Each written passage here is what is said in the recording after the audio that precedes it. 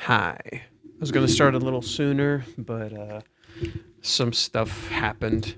And by some stuff, I mean my freaking cat went outside because he always does. And then he's causing issues, you know. So we were searching for him, and I was going to start sooner, but here we are. Whoops. I'm wearing my Ruka shirt.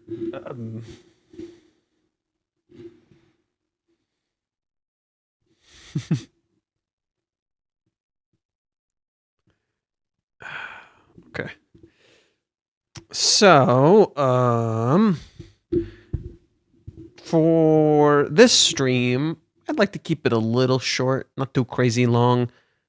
I already did like a lot of analysis, but I like when we were going through the chapter, I felt like I didn't understand what the chapter was actually about. Who's the artist for the shirt?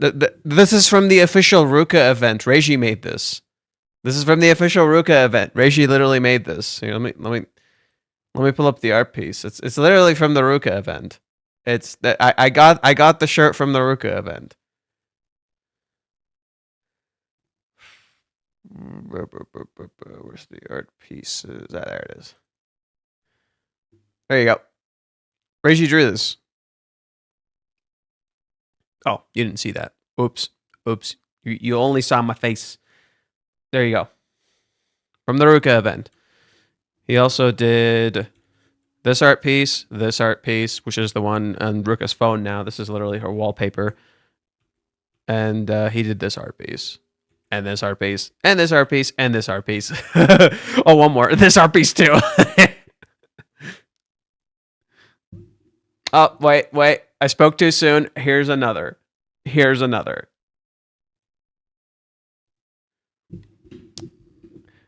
Sorry, short stream. Hopefully it ain't 2 hours. Sure. Short? 2 hours is short. 2 hours is short. What do you mean? 2 hours literally is short. But if it helps, we don't have like a crazy amount to talk about. So the first thing I want to talk about is, I was going to start with my stuff first, but I feel like we should start with this. A user on Gene Tun O sent this to me on our Discord. He told me, "Hey Faye, you couldn't have seen this comment on stream since it wasn't posted yet in the series discussion thread, so I definitely recommend checking it out when you get a chance. It's a really interesting in-depth analysis, and it ties in nicely with your idea of Umi as someone who wants to judge Chizuru's love." Now, I've seen this person's analysis before, and I haven't really agreed with them. Like, I've seen this person's analysis before, and I have not agreed with them. So this should be interesting. I'm down to open my mind, like I'm open to like being wrong about something or someone. So, okay, let's give it a shot. We're going to read this first. We're going to see what this person has to say, and then we'll go into the analysis that I wrote. I essentially did like 2 different analysis off stream. So the ones I read on stream, you guys have already seen these in the previous streams. These 2 that I wrote are like, in my opinion, like my true analysis of the chapter. The previous analysis I felt like were incomplete. That's something like I felt for a little bit. I've been feeling that for like a little bit for some of the chapters lately, where it's like I felt like my analysis felt incomplete, like I was missing some sort of pieces. And that's something like, for instance, when we read chapter 393. Here, let me pull it up.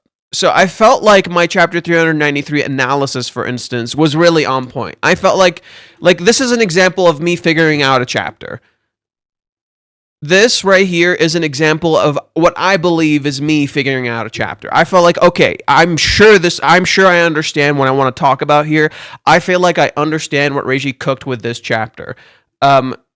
And I feel like I haven't gotten that in like a little bit. I feel like there's like been a little stuff I haven't like quite pieced together, mostly because we don't have all the pieces, And the moment that clicked for me, the moment I read that, I was like, we don't have all the pieces. That's the theme of the chapter. It's context. But with that said, that's my new theory. Let's read what this person said. "Hey Faye, remember the joke I told you about deeply closeted gays men? It works as a loop." We're back to this. We're back to this. Okay. Good morning, good afternoon, good evening. Here's my analysis, Chapter 408. I read some comments that many people call Chapter 408 a transition, but that's only true if you expect external movement. What Mishima Sensei does here is something more complex. He dismantles one by one the psychological structures that allows the impasse to continue existing.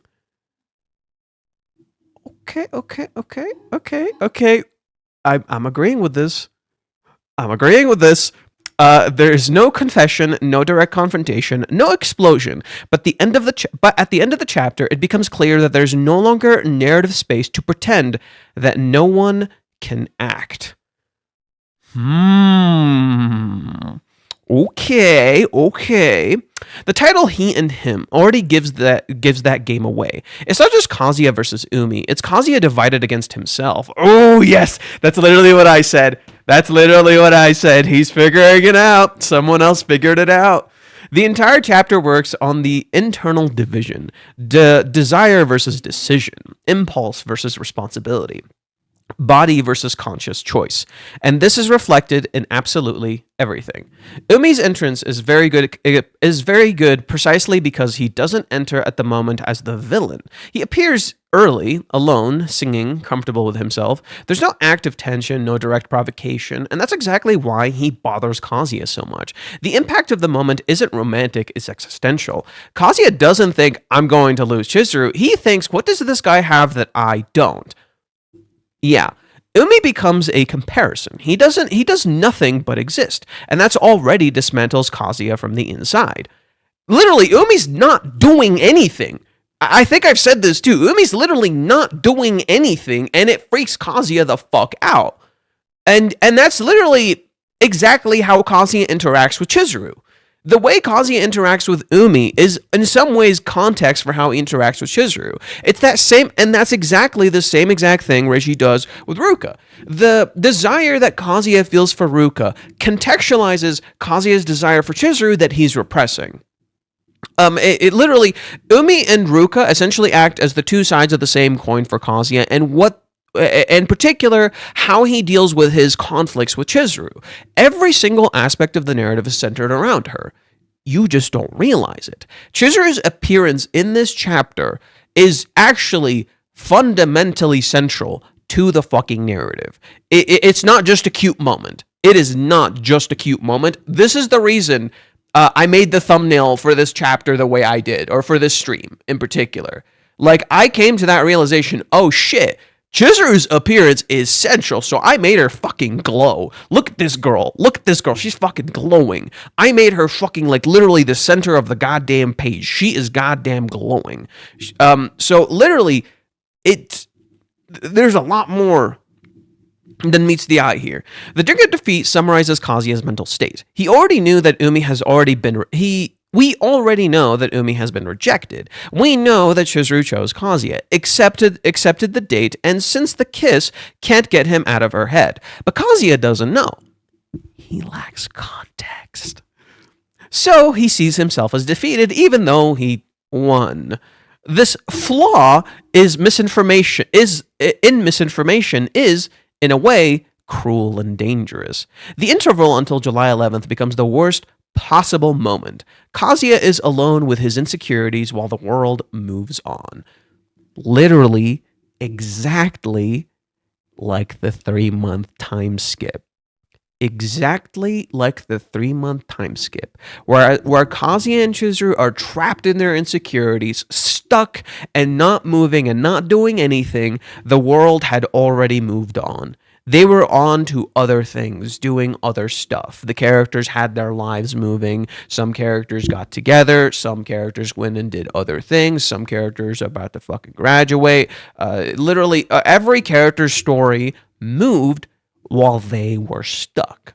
Now, it's a little different. Now, you're getting context for Kazuya being stuck. See, we thought, okay, we thought Chizuru was the one who was stuck, and in many ways she was. We didn't see how stuck Kazuya was that entire time, and this dude's catching on. This dude's catching on. Okay, I'm liking this. When Umi says he wants to talk about Chizuru, Kazuya panics before any fact. He imagines defeats, creates catastrophic scenarios, clings to the promise of the 11th, and soon after begins to doubt even that. The problem is not what Umi will say. The problem is that Kazuya knows he cannot sustain an adult conversation under external observation because he himself has not resolved his own situation. This is where I'm going to introduce something fundamental to you that explains exactly why this is happening. I came to this realization just recently. Like, literally, I'm not even kidding, this fucking morning. Literally this fucking morning.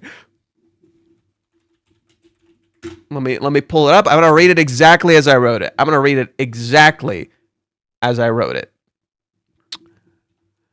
Kazuya, at the moment, is a very selfless character.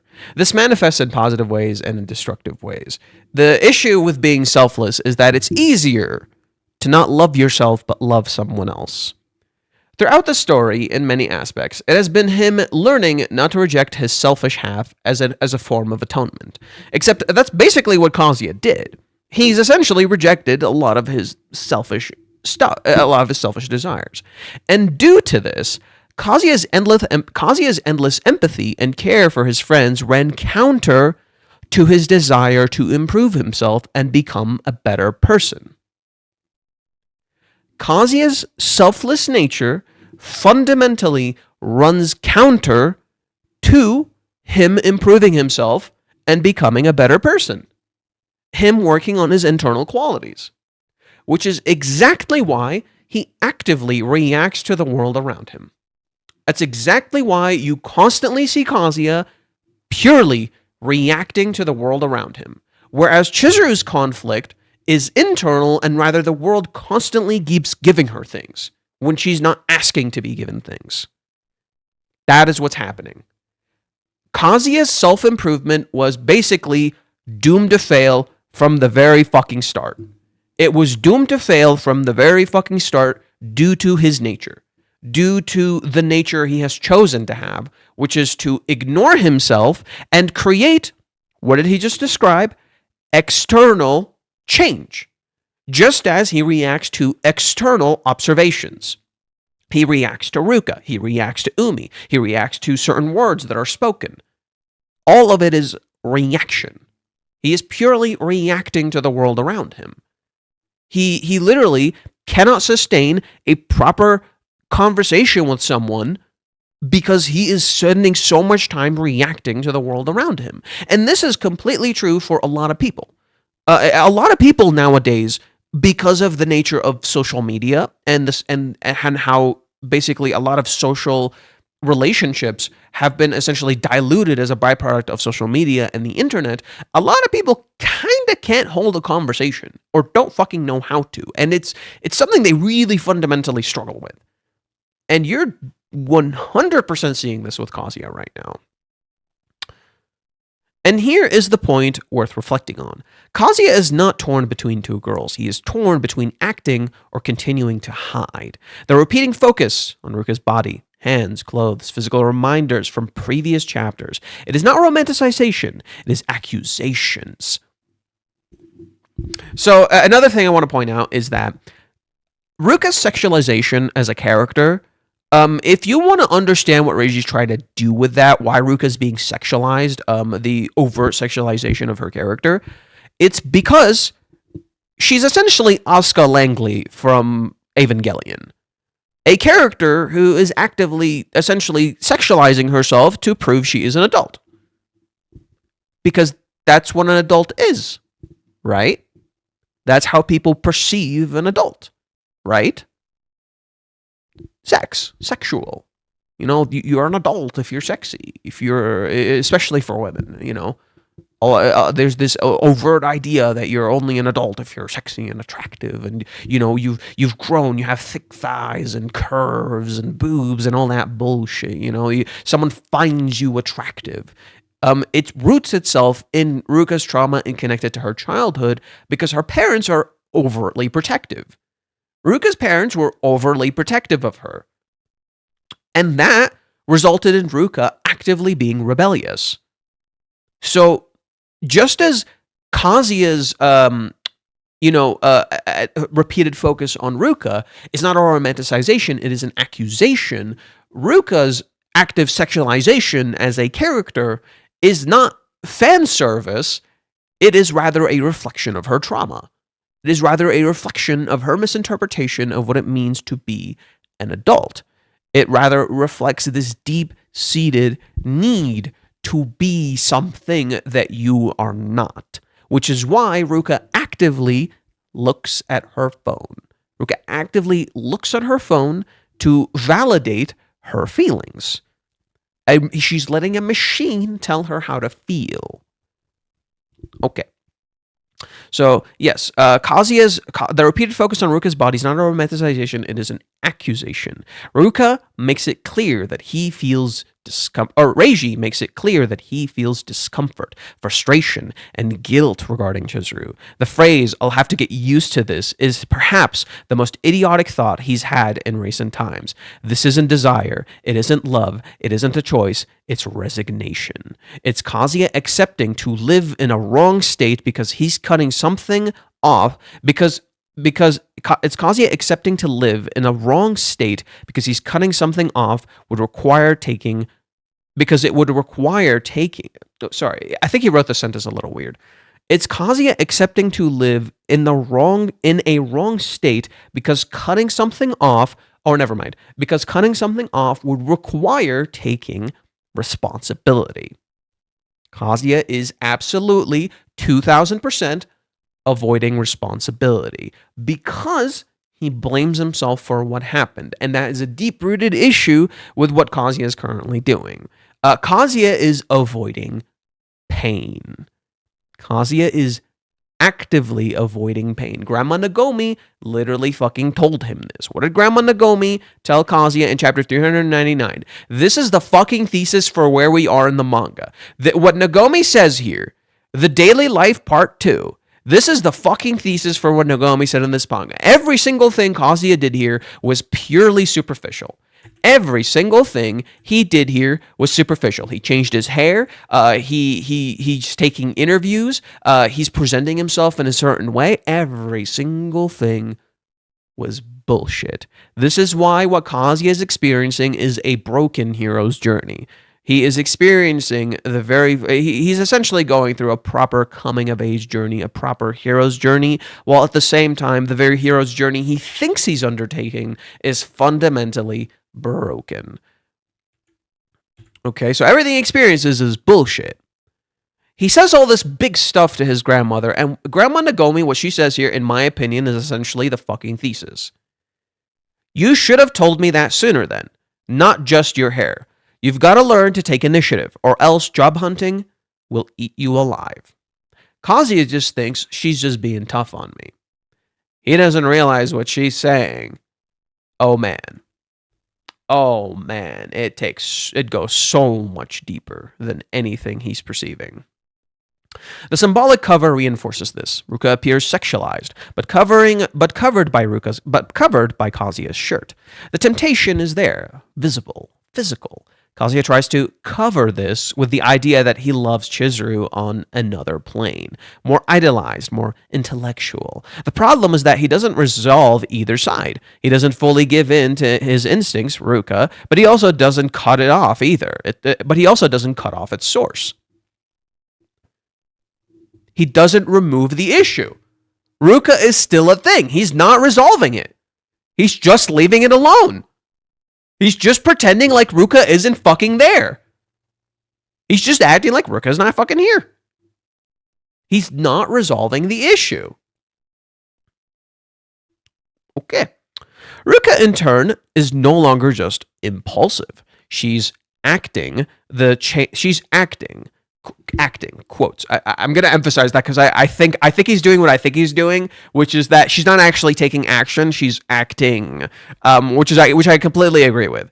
The change of clothes, the more restrained tone, the mature discourse, the disdain from male idols, all of this is a deconstruction of her persona. She no longer tries to convince emotionally. She occupies the space, physical, visual, every day. And this works because Kazuya is fragile. She hasn't processed processed the rejection. She hasn't verbalized it. She hasn't confronted it. She performs acceptance while suffocating inside. What did I just fucking say? The details of her blank eyes when Kazuya mentions that he met Umi via Chizuru is essential. Those aren't sincere thoughts. It's her mask. She replies, that's how it is. But the next panel makes it clear that she's repositioning herself at the center, not accepting anything for real. Ruka has not come to terms with what happened in Hawaiians. She has not come to terms with the fact that Kazuya and Chizuru are living together. She is living an illusion. She is avoiding responsibility. She doesn't understand what it means to be an adult. The moment when she clings to Kazuya's arm in front of Umi doesn't need to be Machiavellian planned to be problematic. Yeah, it just needs to be convenient. From there, the conflict ceases to be private. Ruka doesn't just want Kazuya, she wants visible legitimacy. Nothing that comes from her is innocent. See, I had something to say about that, but then I lost my train of thought. So for Ruka's whole thing that she doesn't realize, that she desperately, desperately wants, she doesn't know she wants this, is to be seen. She wants to be seen. So Ruka, literally taking center stage, literally taking the center page as he described, Ruka literally, right, she wants visible legitimacy, right? She wants to be legitimate. She wants to be seen. Everything she's doing seemingly being in the open. What has been happening in the recent chapters? Like, what happened with Ruka? Or literally in chapter 407. It started with 407. What happened with Ruka? She openly and publicly touches Kazuya when he chooses not to look at her. He chooses to look away from her. She doesn't like that. She wants to be the center of the page, so she touches him. She shows a public form of affection because she wants to be seen. Umi doesn't catch this time. Nothing happens this time. But Ruka's issue continues to persevere, right? She tries not to act. She pretends to be an adult. She tries to do all these things. The moment Chizuru is mentioned, Ruka again positions herself in the center of the page. She is the center of Kazuya's world at the moment, and he doesn't even realize it. What does this do? Suddenly, because Ruka is in the center of the page, Kazuya is seeing aspects of her he does not want to see. He's not removing the issue. Then proceed to the very end of the chapter. What does Ruka do when Kazuya is thinking about Chizuru? Right? This moment is very specific. It happens specifically when Kazuya is thinking about Chizuru. Ruka again publicly shows another sign of affection, right? Whereas Chizuru's emotions are hidden in shadows and they are private in a very open, in a world where she's openly hearing things that are like very public, like this dude talking about the kiss being in this movie or a TV show, these people talking about these food and stuff. All this other stuff is like public and Chizuru's overhearing it while Chizuru herself is a secret. In contrast, what's happening with Kazuya is that his emotions are very publicly spoken out loud, whereas Chizuru's emotions are very internal. And what happens, Ruka comes and grabs Kazuya's arm. It is yet again public. It yet again centers Ruka in the picture. It is yet again Ruka trying to insert herself into Kazuya's world. It is yet again Ruka trying to insert herself into the center, while claiming she's okay with being second. She's lying to herself. She is living a lie. And Ruka's change, Ruka removing her ribbon, is meant to mirror Kazuya dyeing his hair. It is a fake external change. It is a fictional fake external change. She is a kid pretending to be an adult. Just as Kazuya is an adult who's secretly a kid pretending to be an adult. He's not actually an adult. Kazuya is not actually taking real adult responsibilities. He's not fucking doing that. Whereas Chizuru is their opposite. Chizuru is an adult who is Chizuru is an adult who is in some ways like appearing to be a kid. You know, she's kind of like the Umi. Umi is an adult pretending to be a kid. So Chizuru is an adult. She has adult responsibilities, but she's secretly a kid. Deep down on the inside, Chizuru is secretly a kid.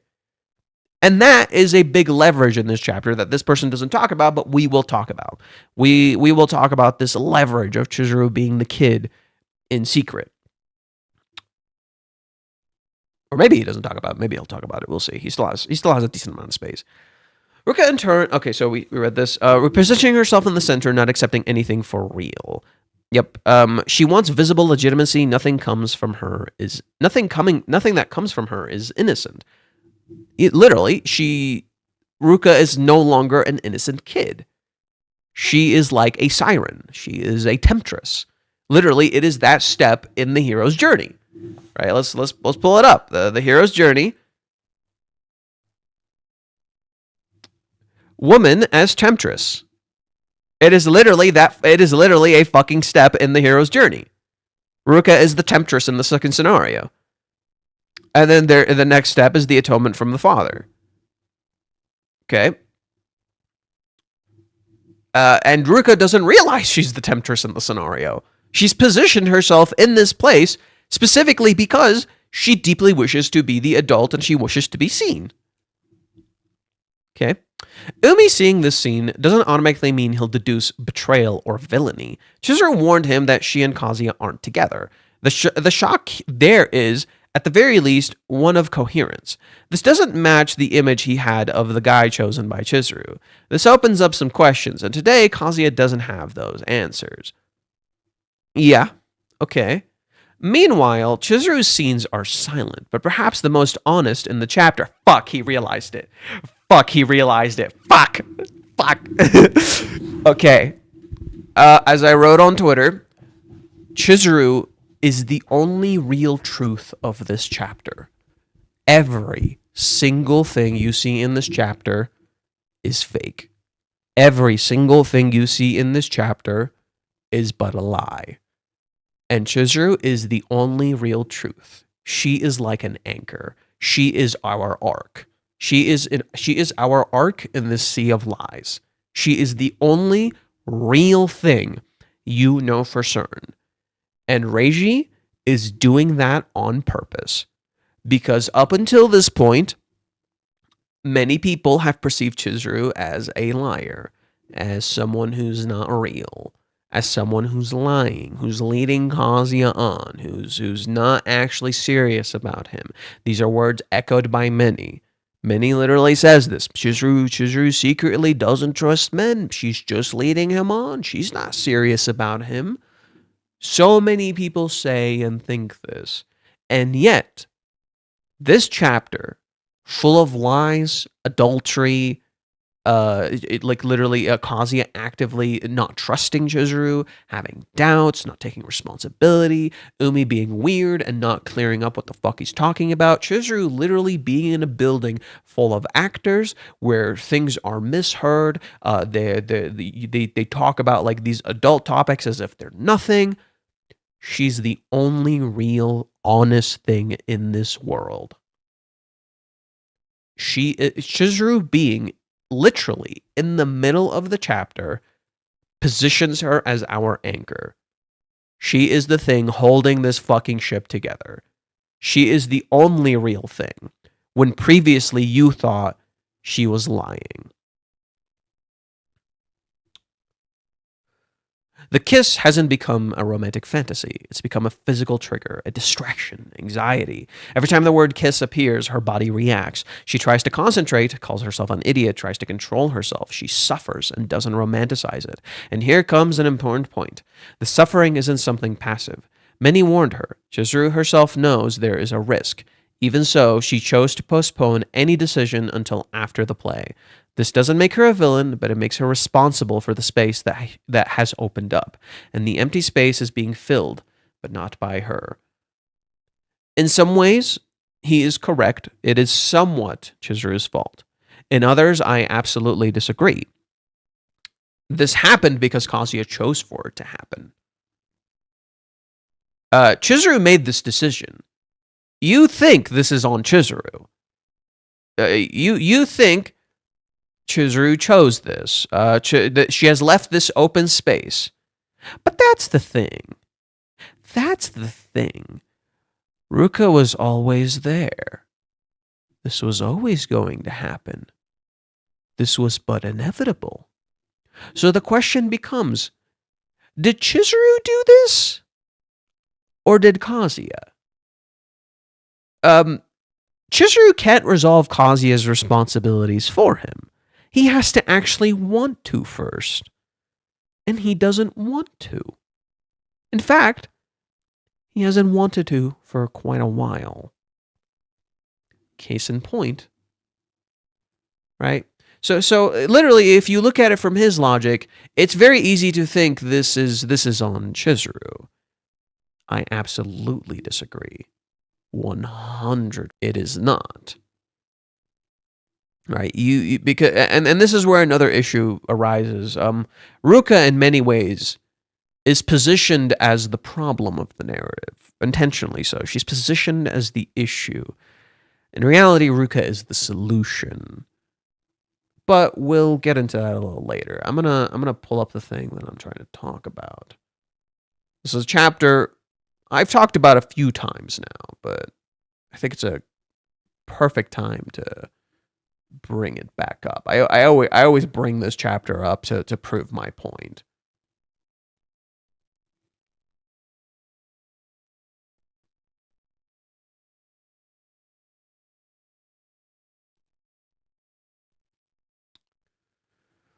Chapter 331. Kazuya buys these big fancy shoes, and he says that's a big chunk of my budget.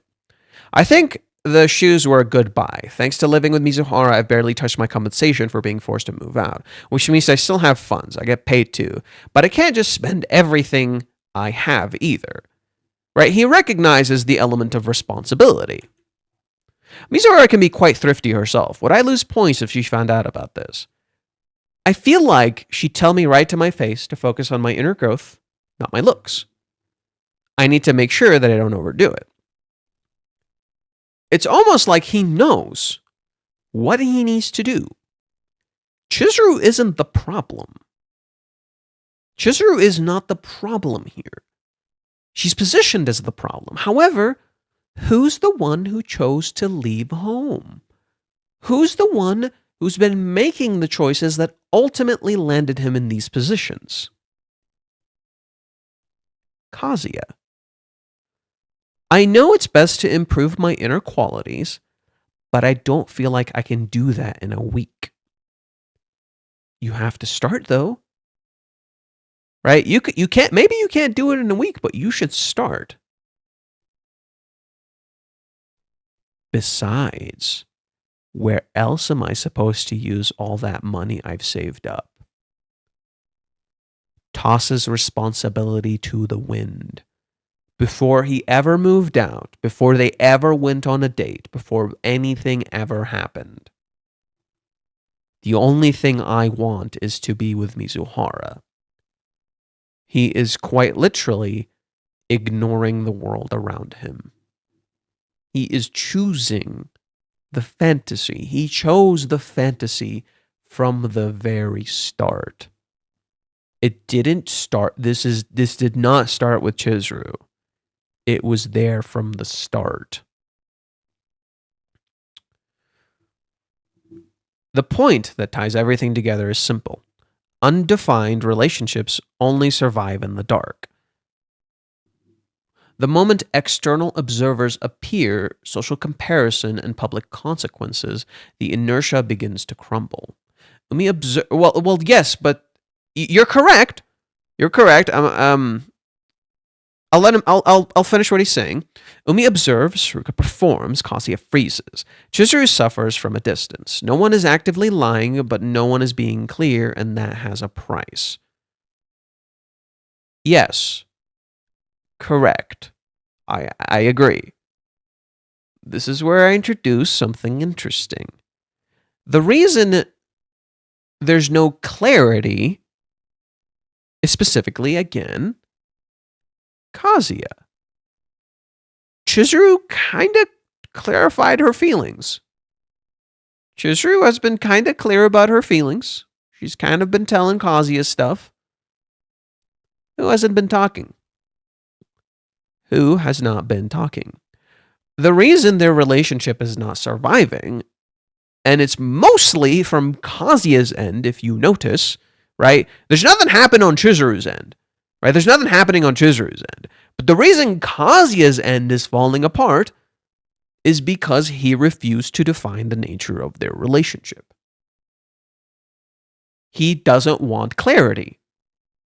He described it earlier. He literally described it earlier. Where is it?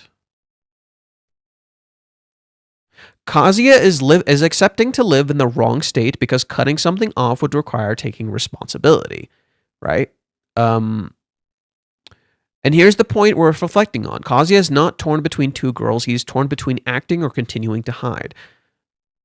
Reishi makes it clear he discomfort, frustration, and guilt towards Chizuru, right? No, he says something else. Where is it?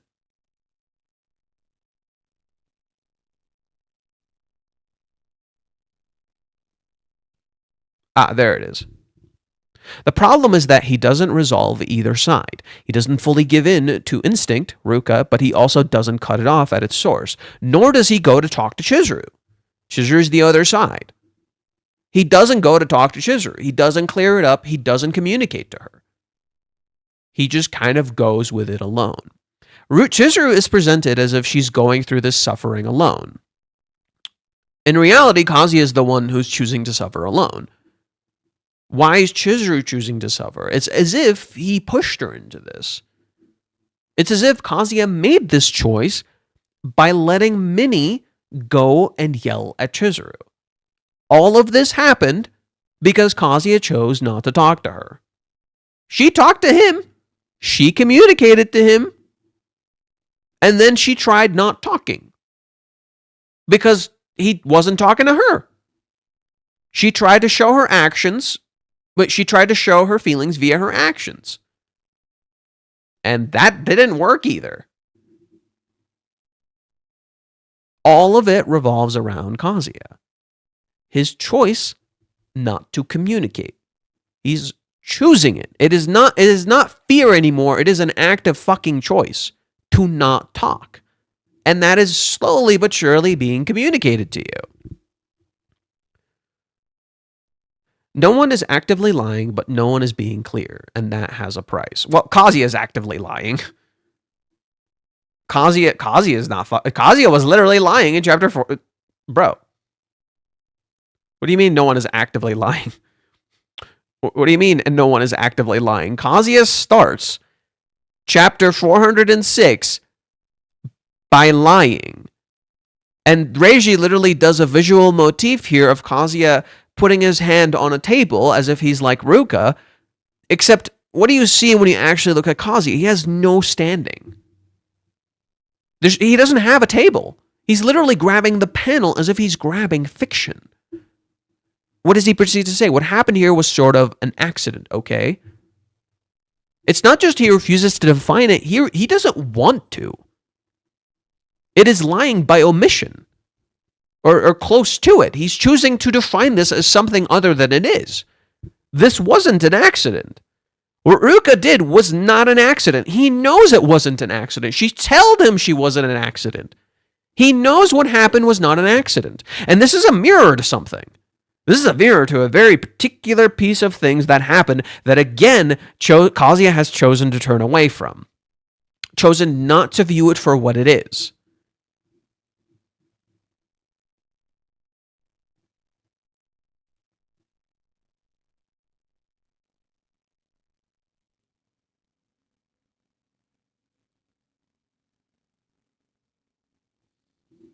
Mommy. He has chosen not to view what Mommy did as intentionally heinous, but rather an accident. Even though he should know better. He should absolutely know better. But instead, how does Kazuya view it? An accident. His fault. He did it. Right? Again, this was there from the start. This did not start with Chizuru. It was there from the start. Now, you could say, oh, well, Chizuru didn't clarify and tell him about mommy. He knew. He knows.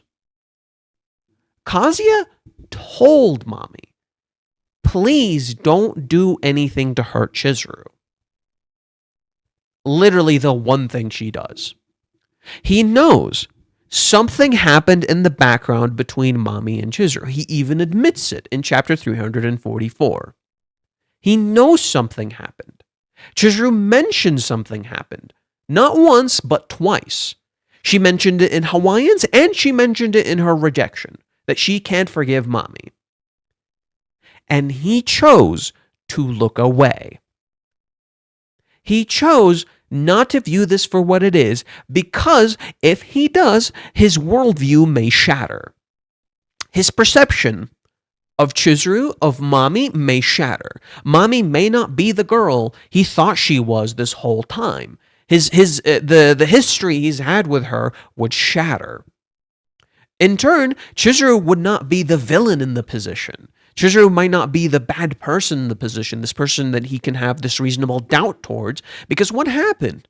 Kazuya wants to cling to the 3-month time skip. You know how people constantly come in here and use the 3-month time skip as this like Chekhov's gun, as if everything is her fault. I can't believe she fucking did that. I'll never get over it. It's all Chizuru's fault. Kazuya's doing the same thing. Just in secret. He forgave her, but he holds on to it. He clings to it. And he avoids the truth that may show him the reality that the 3 months were in part his fucking fault. Far more than he realizes. Ruka pushed her away in front of him. And he never considers Ruka could have been a problem. He knew something happened with mommy, and he never considers to ask about that. And not just never considers, he doesn't want to. He's avoiding responsibility. He doesn't want to see himself in this picture. Instead, it's easier to blame himself. It's easier to say, I'm the bad guy. I'm sorry. Literally what he does with mommy here, right? She's calm and reserved as expected. But all that stuff happened. There's no way she isn't feeling super awkward. I'm the number one guy here for everything. The one who's causing trouble for Mizuhara. This isn't about Chizuru. Why the fuck is Chizuru here? Why is he talking about Chizuru? Chizuru isn't fucking here. Mommy is. The one who keeps getting Mommy-chan involved in everything. It's all my fault. No, he's not. You didn't make mommy come to Hawaiians. Kazuya didn't make mommy come to Hawaiians. Kazuya didn't make mommy talk to his grandmother. He knew otherwise. Kazuya didn't make mommy talk to Chizuru or do any of the stuff she did. But he doesn't want to see the reality. It's easier to blame yourself and to love other people. This is Kazuya's selflessness becoming destructive. There is a limit to how selfless you can be before it starts becoming utterly and absolutely destructive. Where it starts falling the fuck apart. I should apologize to her from the bottom of my heart. Bitch, that should be her. Mommy should fucking bow down and say sorry and admit to what she fucking did. But what happens in this scene? The total opposite. Kazuya, the victim in the scenario, apologizes. You have seen 3 different scenarios where Kazuya is a victim. And only one is resolved properly. Out of the 3 you have been presented, only one has been resolved properly. Chizuru. And the reality is, this is the funny part, with mommy and with Ruka, Kazuya is in fact a victim, and he is the one owed an apology. With Chizuru, Kazuya frames himself as the victim, and in some ways he is. But so is Chizuru. Kazuya refuses to recognize how Chizuru in many ways is a victim of his own choices. That is the problem. Kazuya is a victim with Mami and Ruka, and they should apologize to him. Kazuya is not purely a victim in the Chizuru scenario. Chizuru is a victim too. And he kind of knows it. He's kind of admitted to it too. He kind of knows Chizuru is not in a good place. She's not doing okay. And he chooses to slowly but surely become the victim in the scenario, to let himself be framed as a victim, because it's easier. So he says, I'm sorry for everything. You're probably tired of my apologies too. This should seem familiar. This should seem really familiar, right? In chapter 205, Kazuya apologizes to Chizuru. He doesn't need to. He does not need to, and Chizuru notices it. Sorry for making you come on this absurd trip. I know Grandma dragged you out here. I'm sure you're already sick and tired of hearing me say thanks and sorry all the time. Chizuru looks, tells him, hey, not so loud, and it's not all that bad. Mami-chan is not pressuring us as much as I thought she would. Ruka-chan is playing along with it, and Curry-kun, he's being pretty mature. It feels kind of weird to me too, taking my swimsuit for a dip in the pool, playing volleyball with the others, eating some great food, going on the baths. It's kind of refreshing, honestly. Mizuhara. Thank you so much for inviting me. You don't need to apologize. She literally just told him, you don't need to apologize. Don't feel the need to apologize. I appreciate this. I'm not having a bad time. But he keeps viewing himself negatively.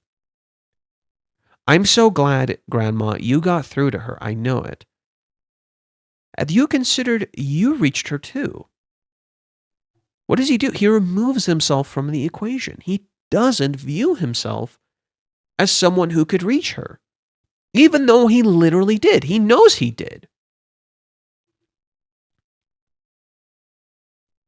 And he doesn't notice the situation. Right? Kazuya feels a constant need to apologize, as if he's apologizing for existing. Like he's apologizing for his fucking existence. I'm sorry I'm even here. I'm sorry I'm even in your life. That's how he talks. He wants to be in their lives, and then he constantly says, I'm sorry for even being here. And that's rough if someone loves you. But with Mami, look at how it's presented. There's like a little creeping shadow that's not there with Chizuru. Let's pull the Chizuru one up again. It's not really there with Chizuru, right? Or maybe it is. Okay, there's a similarity, There's a similarity. But how Chizuru reacts and how Mami reacts is quite different, You actually see Chizuru's face. A part of it is hidden, but you actually see Chizuru's face. With Mami, you only see her eyes. You don't see her mouth. You don't see how she's truly reacting. And what does Mami do? To Mami, she does something very different from Chizuru. Mami takes this as an initiative, right? Mami takes this as a sign that I can talk about this, right? She doesn't apologize for anything she did. She takes no responsibility for what she did whatsoever. Instead, all she does is ask Kazuya, it's a lie that you're dating, isn't it? I heard from Chizuru's son. That's the only thing she says. She gets what she wants, and he doesn't get anything. She ignored her responsibility. She is his mirror. Mami is Kazuya's mirror. And she just leaves. And Kazuya's like, the fuck?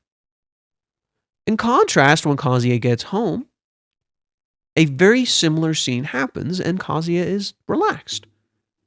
Because Chizuru is not ignoring her responsibilities. She actively made a choice to actually talk to him. And that is something this person right here notices. So the big thing I was trying to highlight here is that this is all Kazuya. He became too comfortable being the victim. He's too comfortable playing the victim. It's much easier to be the victim. It is much easier to be at fault. It is easier to hate yourself than acknowledge the reality of what's happening around you. What you're actually doing wrong, what you're fucking up, and trying to constantly blame yourself, you're not seeing how you're actually hurting the people around you. You're not actually addressing your real responsibilities, you're running away from them. If anything, what Kazuya is experiencing is the original sin of sloth. The original sin of sloth, which is to shirk your responsibilities.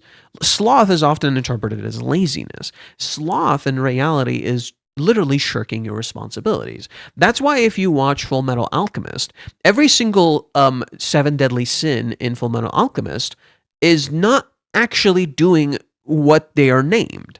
You know, they aren't actually the embodiment of their sins. They are their opposites.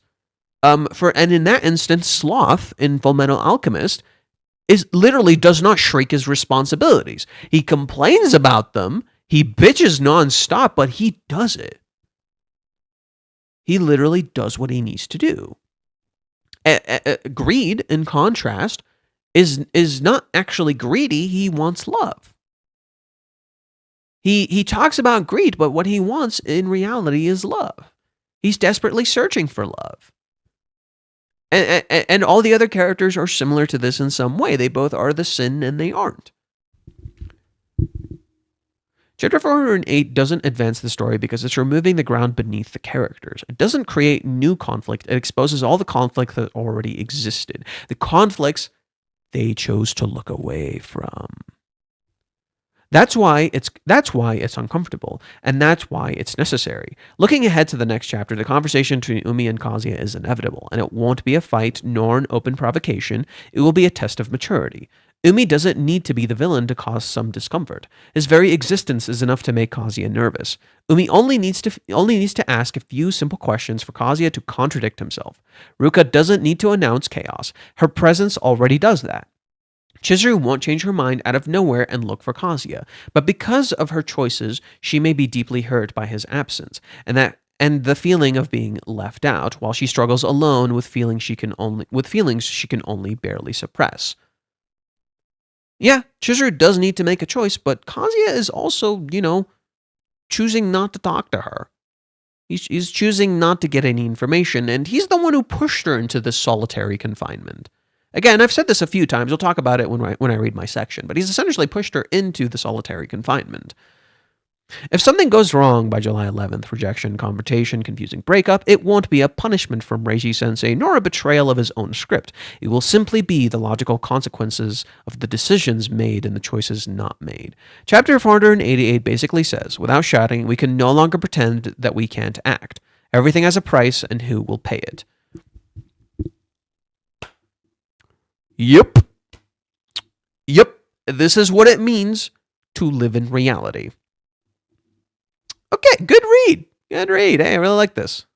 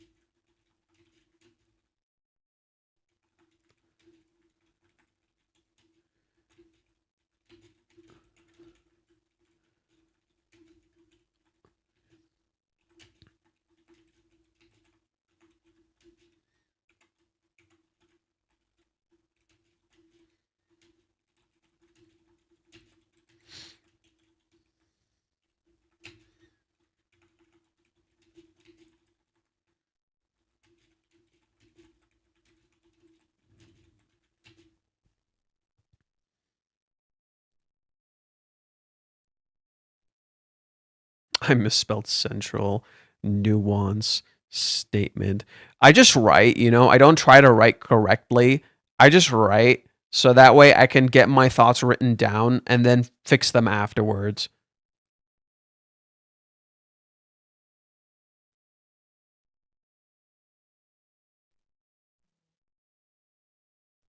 Wait, what the fuck? Stupid. Okay, and then I'm gonna add the thing from 399, which is what Nagomi says.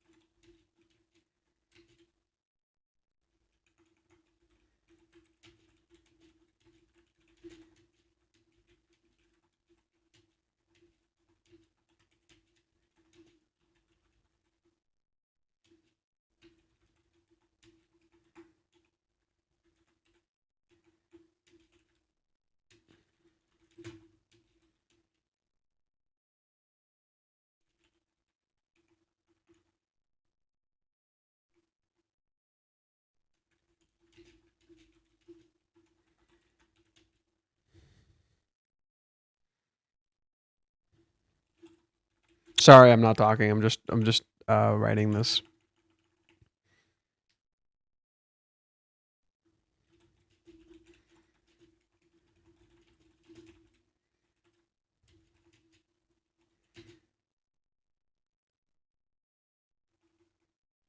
To an H, because hero. And then and Ruka's.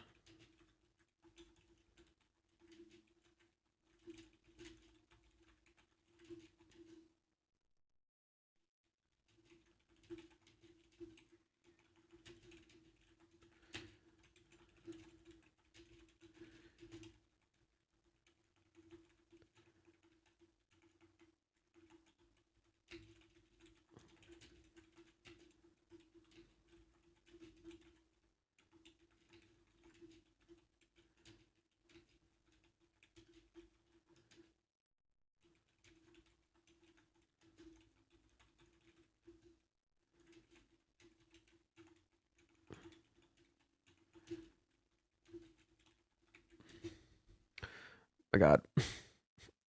Ugh. What? Oh. Okay. Fair enough. Fine.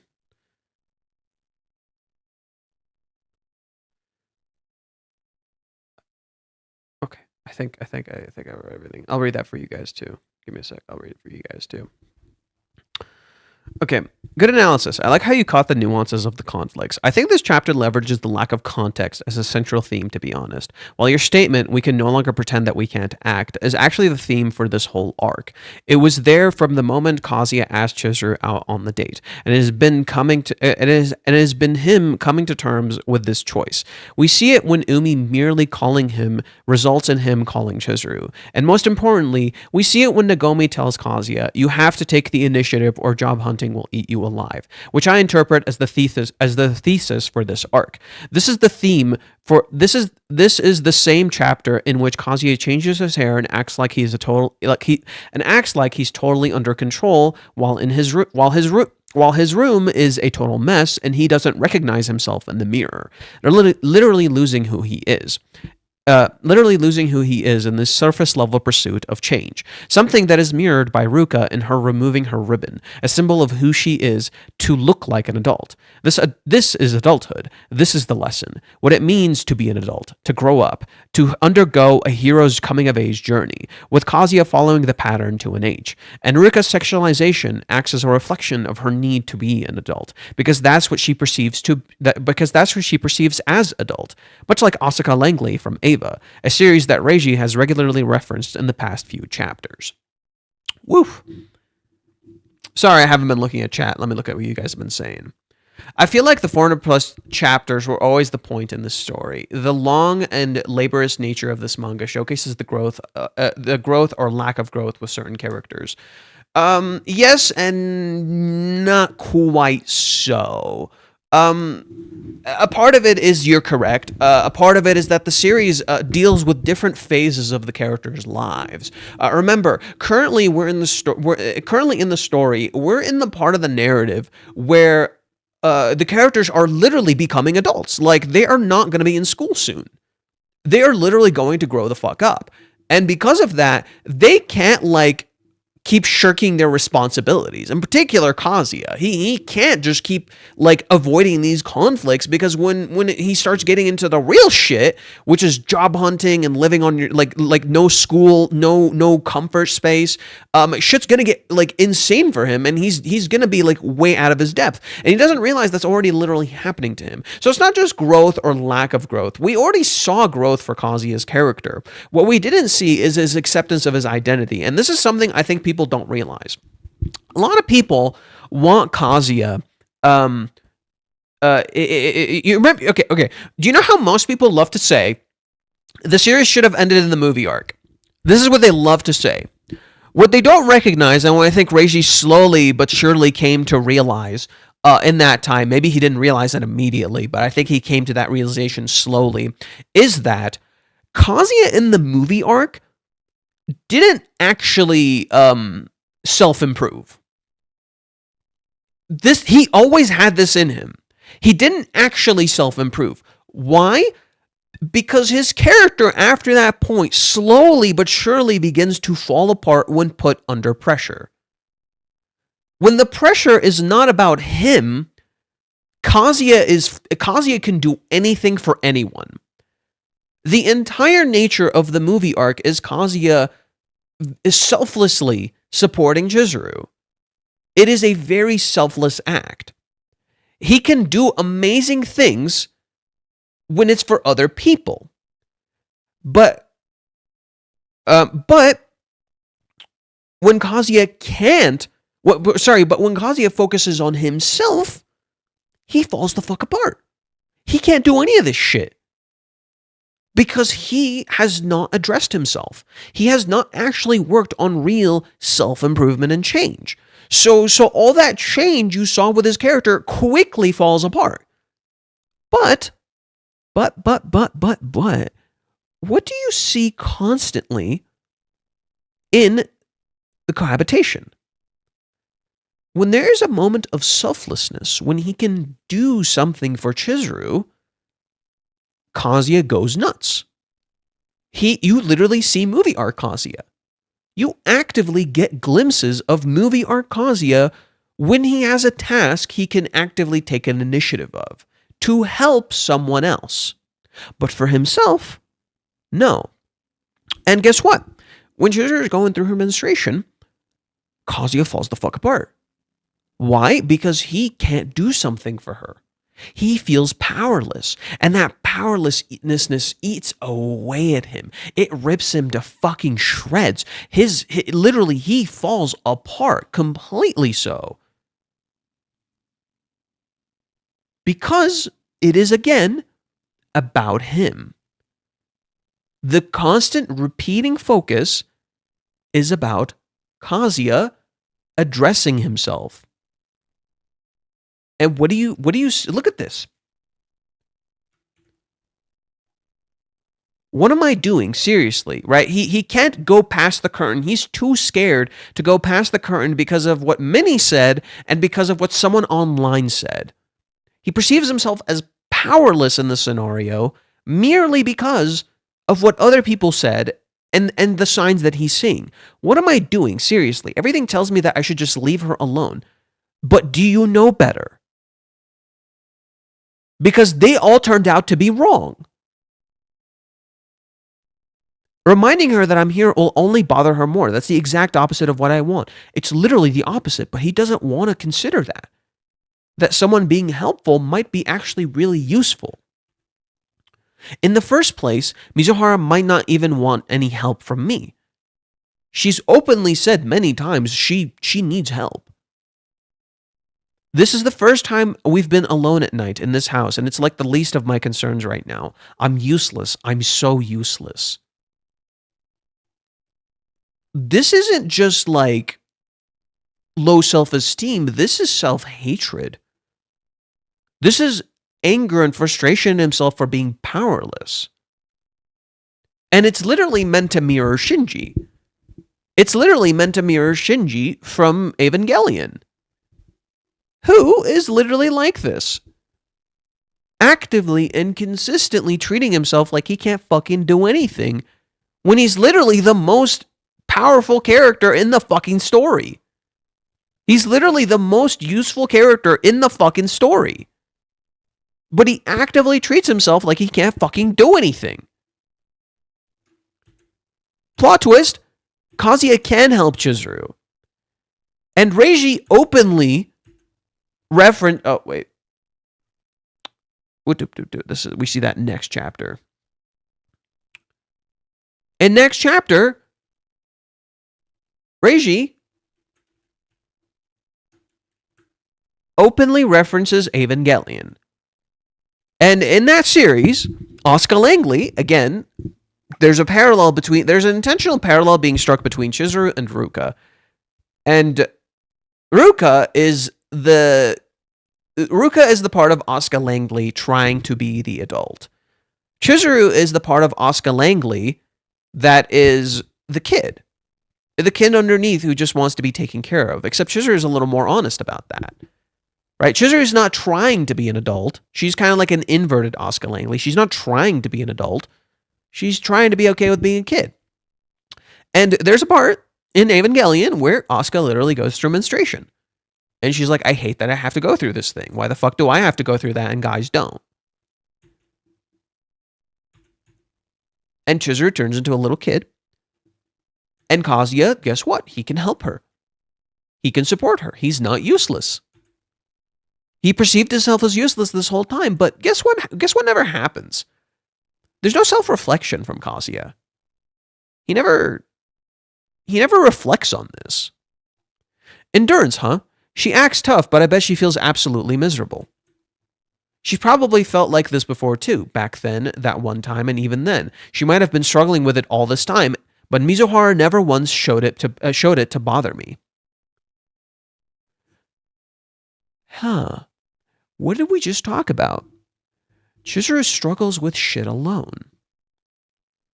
And she doesn't tell him because she doesn't want to bother him. She doesn't bother other people with her problems. She's an adult. She goes through it alone. And he knows it. He fucking knows it. And he doesn't want to address it. Instead, he directs the hatred and the blame towards himself. He recognizes Chizuru's struggle. He doesn't see himself and how he's wrong about his own perception of his character. In other manga, the character would have been like, oh my god, I can't believe, like, I thought I was so useless. I can clearly help this person. Or the female character would recognize that the character is thinking this way and just magically figure it out somehow and just tell him exactly what he needs to hear in order to overcome his issue. Neither of those happen here. All you're presented is that Kazuya realizes Chizuru goes through shit alone. But he doesn't actually resolve himself in order to recognize this problem in the future. Because guess what? She goes through the date alone. She bears with the blister alone. Doesn't recognize that. Doesn't notice it until the very end. And it's literally the same fucking thing.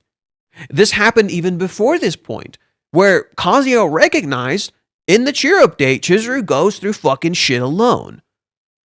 And he chooses to, he knows this stuff. He recognizes it. He sees it in Hawaiians. And again, he chooses to ignore it. There's a constant choice of Kazuya to ignore these things because he's not recognizing himself, because he is the PowerPoint in the picture. He is the central point of the picture. He doesn't address it. A repeating issue. Whenever he's at the center of the issue and it's about him needing to do something, he doesn't address it. He feels powerless. And that repeats over and over and over and over. It continues to repeat. And this is the issue. Kazuya needs to fucking take action over himself. He can't just keep being Shinji. He can't just keep being this character who keeps telling himself he's fucking powerless. He's not. He's getting shit done, and he realized that from the moment he asked Chizuru out. He just hasn't come to terms with it. That is Kazuya's issue, and that is Ruka's issue. Coming to terms with their decisions. Chizuru couldn't come to terms with her decision at the beginning of the series, after Hawaiians. She made the decision to kiss Kazuya, and she couldn't come to terms with it. After that point, it is Chizuru slowly but surely coming to terms with it. She just doesn't understand what she's feeling. That's just it.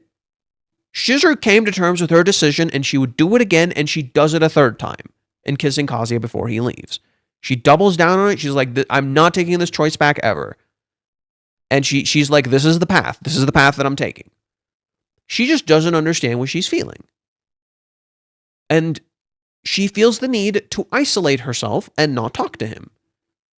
This is one of Chizuru's mistakes. She needs to start learning to talk to him. However, what Kazuya needs to start doing is, again, start telling her, you can talk to me.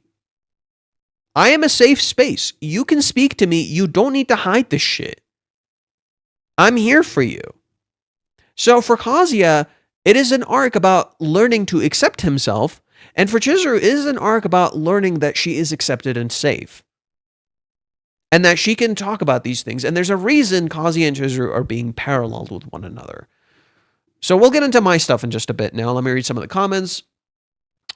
Where's Belver? He has things to do. He tends to be busy. It's cool. When looking back, it can be easy to say that Kazuya is the main antagonist of this arc. Correct. Kazuya is the true antagonist of this arc. He's the antagonist of his own arc. You think it's Minnie. Minnie is merely fuel to the fire. Minnie is the mentor Kazuya chooses to listen to when he knows better. But he lets his dark thoughts take control. You think Chizuru is the one letting her dark thoughts take control. It's Kazuya. She's an adult. She doesn't shirk her responsibilities. He is in secret a kid and is ignoring all of his responsibilities. Would it be safe to call this the action arc? This is the arc to create action. This is the arc that forces action to occur and will constantly keep presenting you challenges, so you have to take action. The more you choose not to take action, the more you must. The more you get pushed to making a choice. It is that simple. And you're going to constantly be like, I'm torn. I wanted to end to see the conclusion, but I also am not. Well, that's... I think you're kind of missing the point. You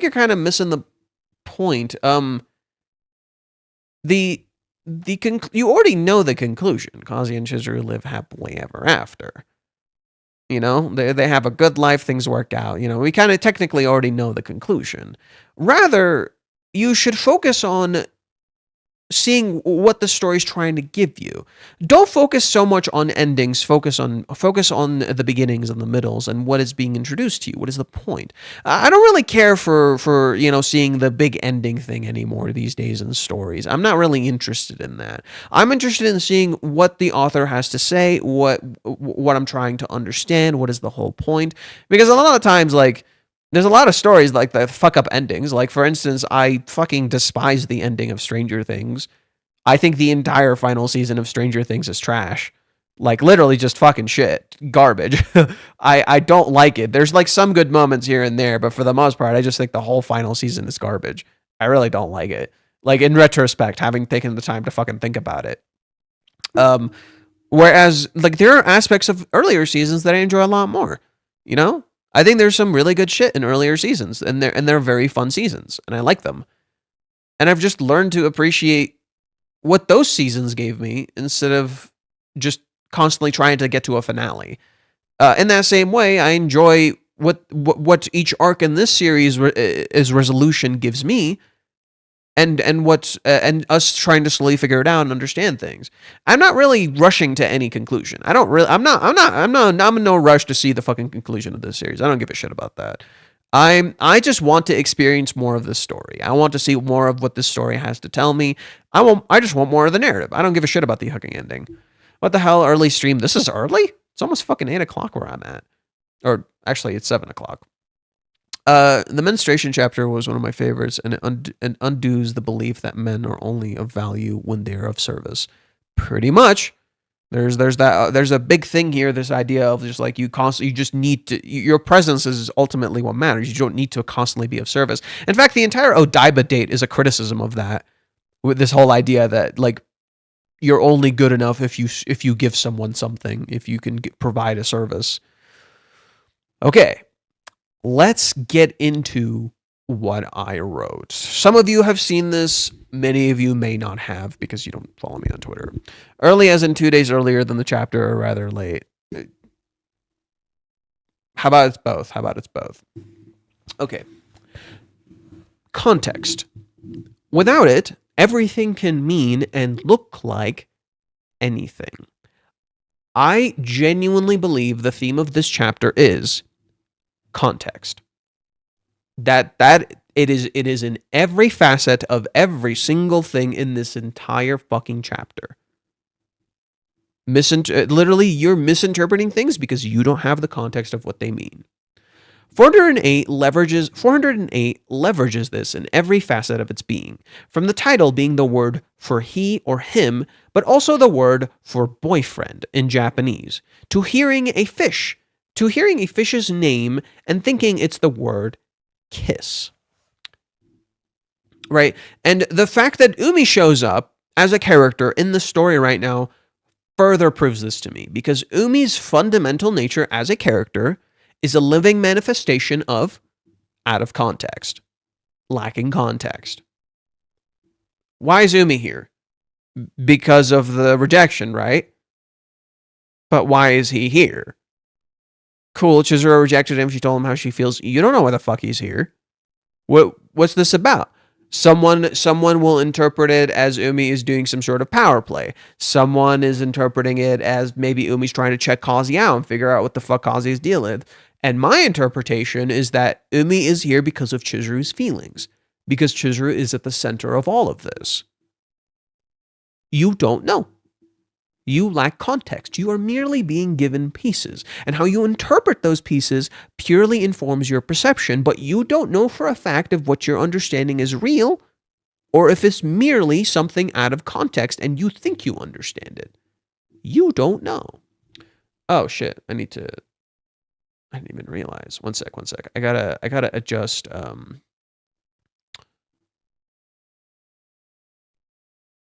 everything. Okay.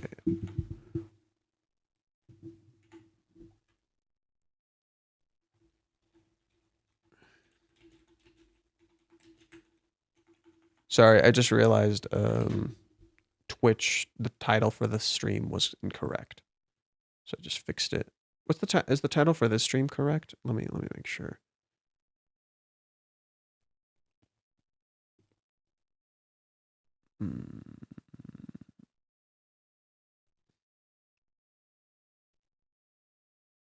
Yep, okay. The title for this stream is in fact correct. Good. Okay. Context is the true theme of this chapter, and in our search for it, we see what we wish to see. It appears in certain ways, leaving us confused and even making us curious. We need and crave context. Umi is a living manifestation of out of context. This is even how he is introduced. Kazuya follows Umi, thinks all these things, and turns out he's wrong about everything.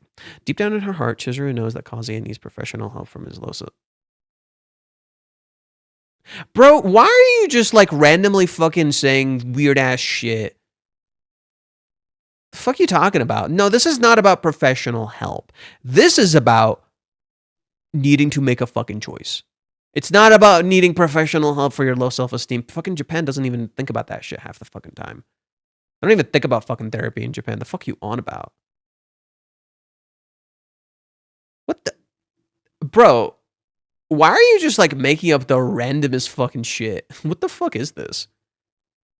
This is why she cannot trust such an unrealistic love. What are you talking about? She loves the shit out of him. It's not about trust or any of that shit. What the fuck are you on about?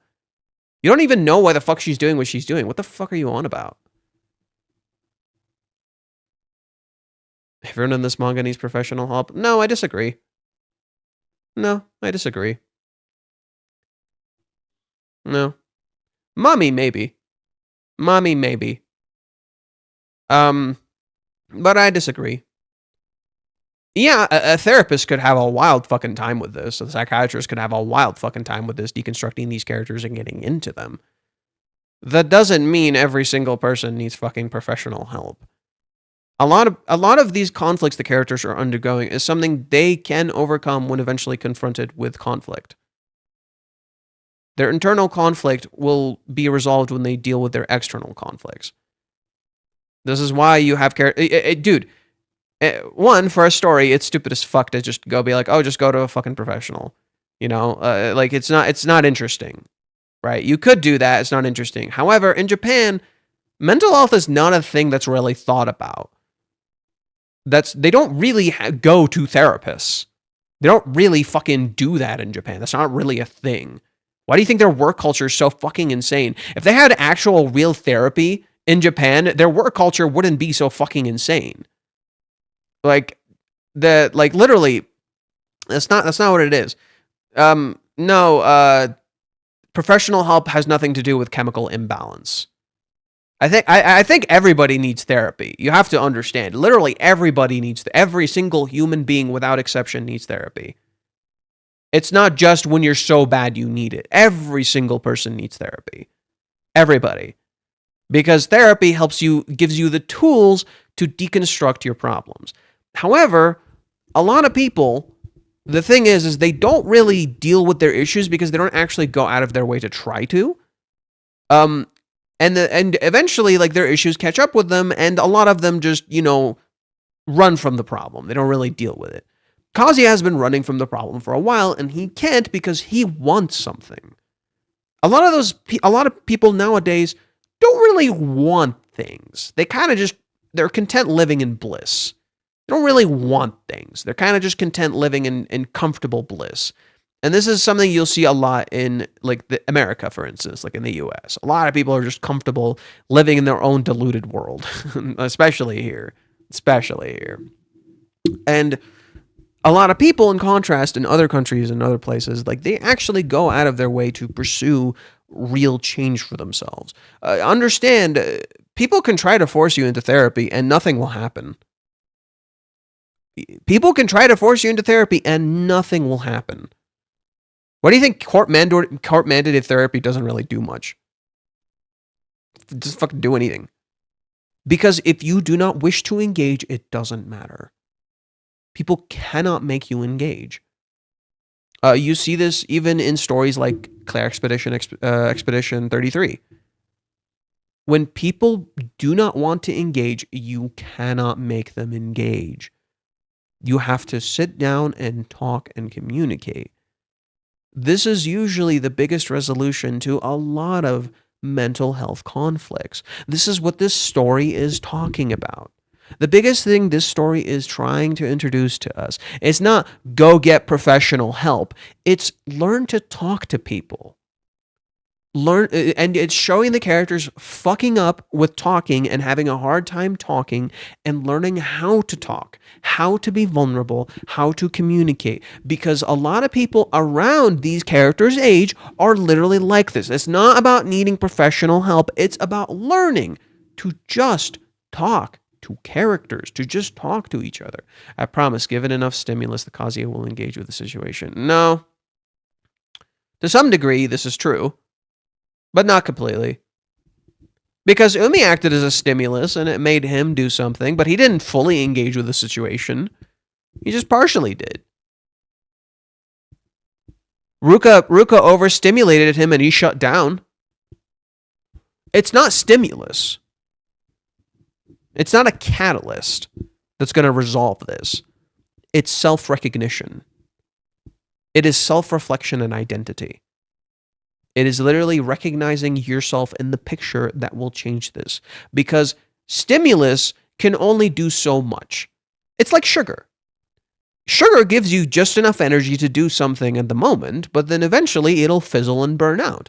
It's like protein. You get a little bit of it and it'll give you the energy to do certain things, but it won't be enough. You're gonna run out.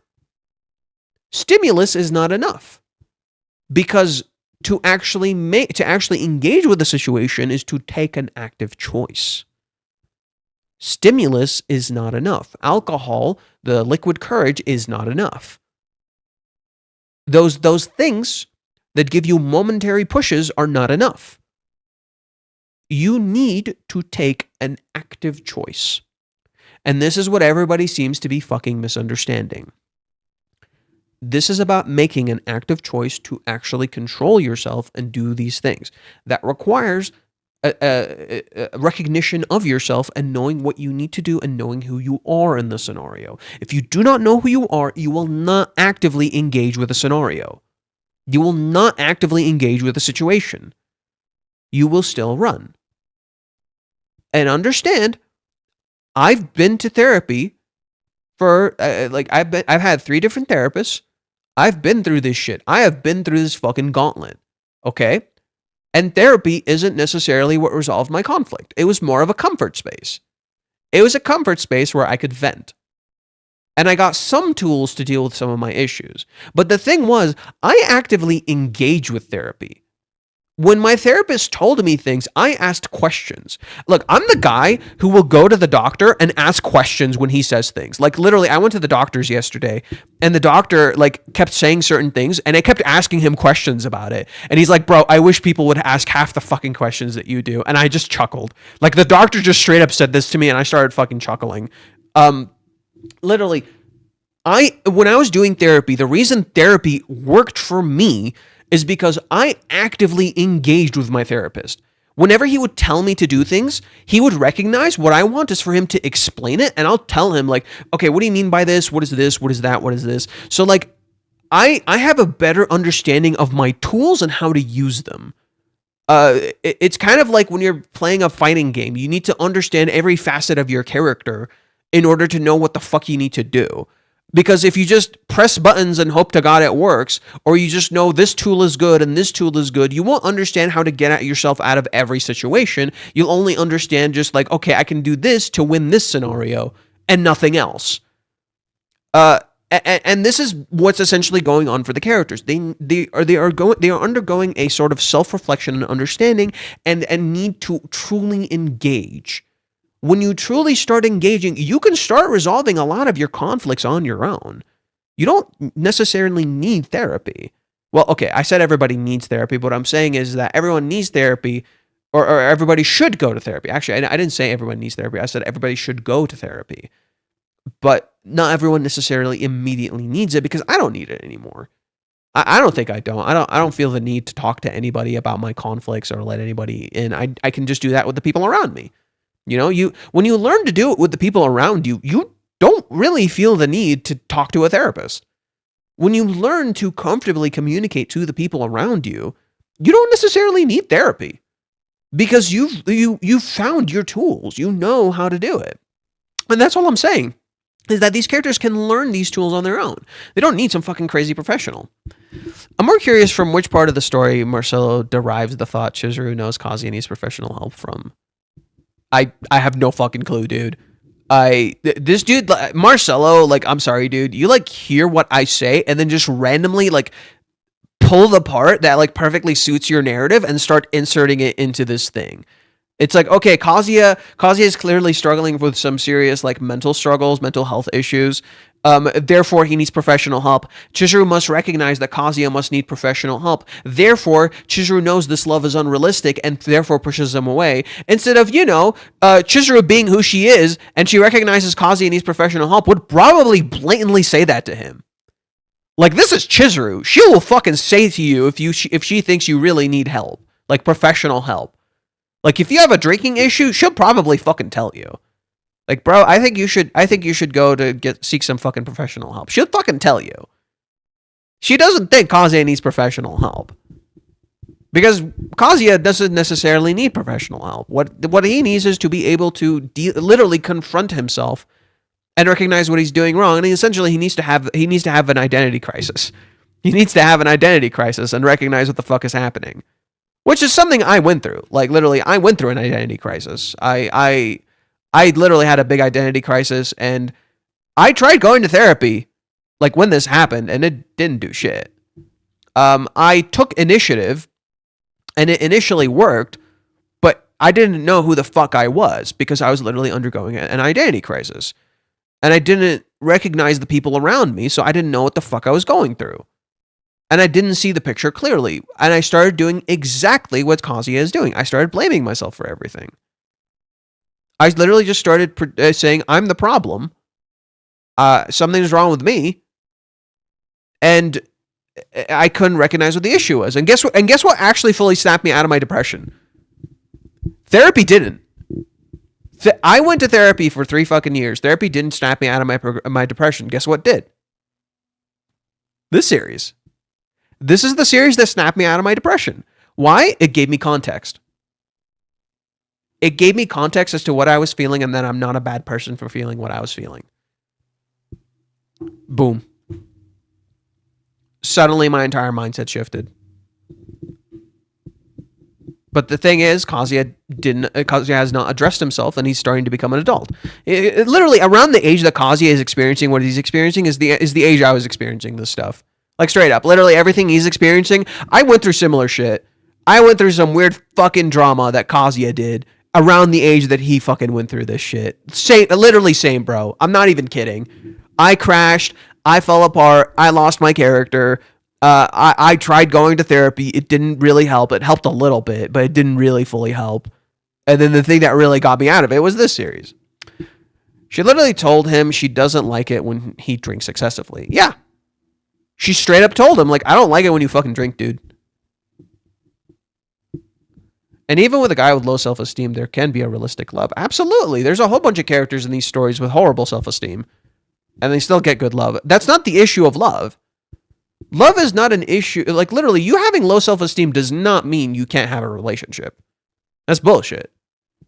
You having low self-esteem does not mean you can't have a fucking relationship or you can't have a realistic love. That is pure fucking silliness. That is like the kind of shit people say on Twitter. That's the kind of shit people fucking say on Twitter. Like the deluded crap that's like so fucking lost in the sauce. They don't know what the fuck they're talking about. So we're going to spend another 2 years of going through the month and a half timeline of, okay, I'm not engaging with this, Wiz. I've been seeing your comments in the... You've probably read the spoilers. I've been seeing your comments a lot lately. I'm not engaging with this. Dude, you've fallen down the rabbit hole. I'm not engaging with this anymore. If this is what you're going to bring into chat, I don't fucking care. You don't have to ban him, Bacon. I know you're fucking hovering over the fucking ban button. You don't have to fucking ban him. I'm just not engaging. Okay? I have high functioning maniac depression. Sometimes it'll come out of nowhere and leave just as quick. That's wow, way to drop that on us. Just out of fucking nowhere. Damn, I sorry, man. That's rough. I used to go through like those phases of depression. No, I don't have that. I don't know what manic depression is. What is manic depression actually? I'm learning something new today. Manic depression. Spoilers aren't out yet? Oh, sweet. But I saw because Reddit gives me the fucking notification. I got the notification. You sure they're not out? Mental health. Okay. Manic depression, now called bipolar disorder. Oh, manic depression is bipolar disorder? Oh, shit. Damn, dude. Sorry. The most fucked thing that got me out of depression was when COVID happened.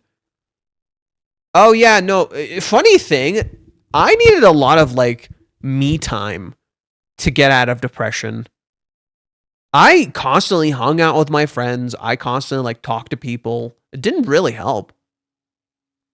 Literally, I just needed perspective. I literally just needed perspective, and ironically, a fictional story provided that. That's why I say, like, the whole idea of, like, separating fiction from reality is, like, the dumbest shit in the fucking universe. The thread sometimes is made in prep for the spoilers, but they normally don't get sent for a while until after the post is made. Oh, well, that's sweet. Okay. Oh, okay. Yeah. You guys said the same thing. Okay. Let's continue with what I wrote. I'm gonna ignore the comments a little bit for now. I'm sorry. Just because, like, I'm gonna go on, like, rants whenever people write weird fucking shit. So for now, I'm gonna ignore the comments section. I do apologize. I'm just gonna read what I wrote because we have 2 threads to get through. I wrote 2 different threads. We got 2 fucking threads to get through. I'm pretty sure I already read the 2 prior threads that I made. I made 2 prior threads about the chapters, but this is the one. But these 2 I gotta focus on for now. So sorry, chat. I'm gonna ignore you for a bit. Okay. So Umi is a character that is out of context. This is how he is introduced. Umi is here to talk to Kazuya, and it has to do with Chizuru rejecting him. But we have no idea what he wants. We lack context. We have all the pieces, but not the answer. Kazuya is similar to us. He has the context of Umi confessing, but not that he was rejected. In contrast, Umi also lacks context here. He's no different from us. Umi doesn't know that Kazuya knows he confessed to Chizuru. He thinks that Chizuru kept all of that a secret. In that same way, at the end of the chapter, Umi is introduced to Ruka, holding Kazuya's arm without any context. The chapter begins with no context and ends with no context. This makes what Umi has to say really interesting and explains why he presents himself as Kazuya's friend. Because from his point of view, for all Kazuya knows, Umi is just Chizuru's friend that she works with. He seems like a jerk to us because we have context, and that is used against us as readers. When Umi visits Chizuru's home, the title purely refers to him as her friend. The girlfriend and her friend. That's it. And when he confesses to her, suddenly our point of view totally shifts. But we only got that information because Kazuya and Minnie chose to follow them when they shouldn't have. Our knowledge is our weakness. So, when the title of this chapter suddenly appears to be boyfriend, we naturally freak out. Except this kanji, karashi, can also be read as he or him. So the title can actually be the boyfriend and him, or he and him. But we don't know. Our lack of knowledge of the writer's thoughts is again a weapon. Our lack of knowledge of the writer's thoughts is again a weapon. Sorry, I wanted to reread that. I read that kind of weird. Are there 2 boyfriends? Are there maybe perhaps 2 Kazuyas even? On the cover, we see Ruka sitting with her swimsuit, visible under Kazuya's shirt. Kazuya shakes his head. It's like there's a part of Kazuya that wants to know and a part that doesn't. He uses his own shirt to cover Ruka up mentally. This is Kazuya's own mental image, much like his curiosity with Umi. What does Kazuya say about Umi? What could it be? I can't help but think negatively about it. Maybe I should just go home. I don't even think I want to hear what he has to say anymore. Right? Is Umi a boyfriend or is he a him? The chapter leverages your lack of context because of the specific word of choice that it uses. You don't know if the chapter cover title is boyfriend, he, or him. You don't know. You have no fucking clue. This is a clash of identity. Kazuya is out of sync with his own desires. He both wants them, but is afraid of what getting them might mean, as those very desires are out of his control and running wild. Chizuru is his mirror, but it's internal rather than external like Kazuya. When we were reading this thread, he talked about this whole thing with the cover, with the title being, the title he and him already gives the game away. It's not just Kazuya versus Umi, it's Kazuya divided against himself. The entire chapter works on this internal division: desire versus decision, impulse versus responsibility, body versus conscious choice, and this is reflected in absolutely everything. Chizuru is intentionally shown here not just to look cute, but to parallel and reverse Kazuya. Whereas Kazuya's conflicts of wanting to know are external in Umi and Ruka, Chizuru's desires are internal and merely reacting to catalysts. Her clash is not of identity, but of love.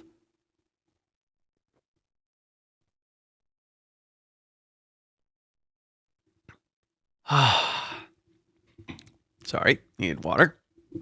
Kazuya actively seeks something from the people around him. He wants to know how Ruka will react to his truth. He wants to know what truth Umi hides. Chizuru, in contrast, does not seek anything from the world around her. It keeps giving her what she desires without her asking, and she just goes through it alone. If anything, Chizuru is almost detached from the world around her. It's like she's in her own world, while everything around her keeps moving. Like she is time skipping.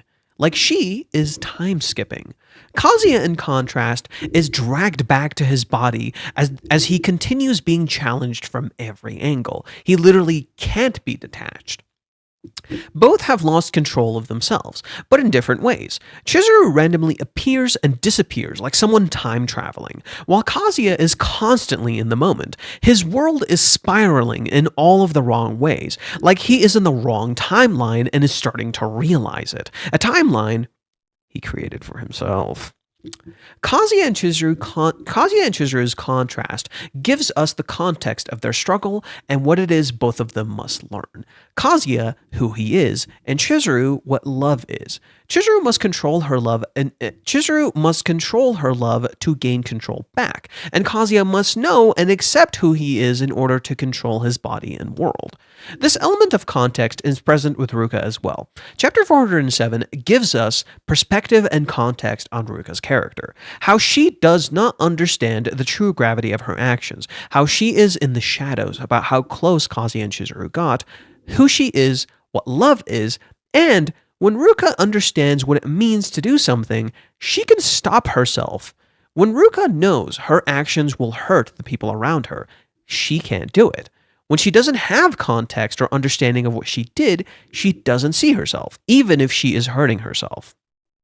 This is the contrast between the opening and the midpoint, the perspective by which Ruka views herself and her actions. At the start, she does not see how she is hurting herself, that by pushing her limits, she's actually hurting her body and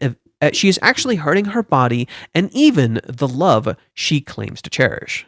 This was supposed to be even the love. By the midpoint, Ruka, tempted to do something bad to get what she wants, thinks of what that actually means and stops. Her words are no longer in her head, but spoken aloud. She's active now. Words on the floor say stop as a pickup artist tries to hit on her and gets shut down. So here, the words are just in her head, and we're seeing her from the front, but we don't see her face. Here, we don't see her face, we see her back, but the words are spoken out loud. And again, both scenes are presented to us in a sort of out of context, contextual way. It even looks like she's angrily turning down the pickup artist, or angrily telling the pickup artist to leave her alone if you don't read the words that she's saying, especially with his reaction. He's like, hey, what? She is no longer passive. Ruka is between Chizuru and Kazuya. She time traveled like Chizuru and feels the heart beating that Chizuru does. She may understand Chizuru more than anyone now. So I use these particular parallels that Reiji does. Like, literally, come on. It's so clear. And then Ruka has this whole heart beating thing. In contrast, Chizuru has having this whole heart beating thing.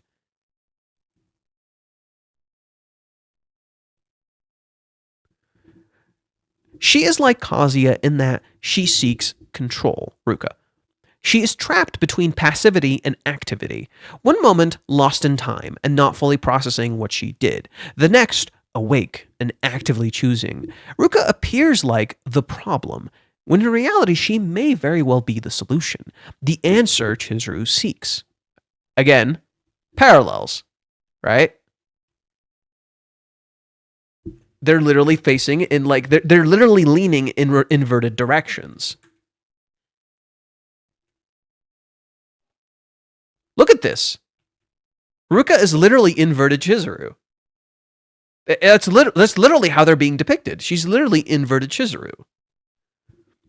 Ruka is the other half of the coin. Chizuru is the real love that Ruka does not understand. Ruka is the heartbeat that Chizuru does not understand. But this matters to Kazuya too. In understanding what he is doing wrong with Ruka, Kazuya can understand what happened with Chizuru. Again, more parallels, right? Chizuru holding Kazuya's clothes, Ruka holding Kazuya. Ruka saying she wants Kazuya to get a keychain from her so he can always carry something of hers around, and Chizuru giving him something in a non-contextual way that literally does that exact same thing. That is contextualized. This action that Chizuru takes is contextualized by Ruka. Kazuya is experiencing two things with Ruka: trauma and desire. Kazuya has repressed a lot of his desires out of fear of them. He tries to separate his lust from his love, which are two sides of the same coin. On the other hand, he feels betrayed by his body and by Ruka. This betrayal acts twofold. When he feels guilt for Chizuru, he also secretly feels guilt for Ruka. He already did before Ruka did what she did. When he feels desire for Ruka, he feels betrayed by his body, which makes him hate himself and not recognize that he was hurt. Right? So here in this shot, right after this, Kazuya is like, this is exactly why I fucking hate myself. Here, when Ruka helps him get this card, Kazuya says, I feel kind of guilty about having her help me get a card. And Kazuya already felt guilt towards Ruka for lying. Chapter 405 lays it out for us in detail. Kazuya first wishes to erase what happened, viewing himself as guilty and wiping his underwear, like it's a bloody knife. But he can't erase it. So the first thing he tries to do is erase it. He can't. After he can't erase it, he feels guilt for Chizuru and says sorry, apologizing multiple times. And then finally, he feels lust for Ruka. He tries to understand the situation. He feels lust for Ruka, and he says, "This is what I hate. This is exactly what I hate. This feeling that I have." Then gets angry at himself. He is literally spiraling. He wishes to literally reject himself. It's meta writing by Reiji that both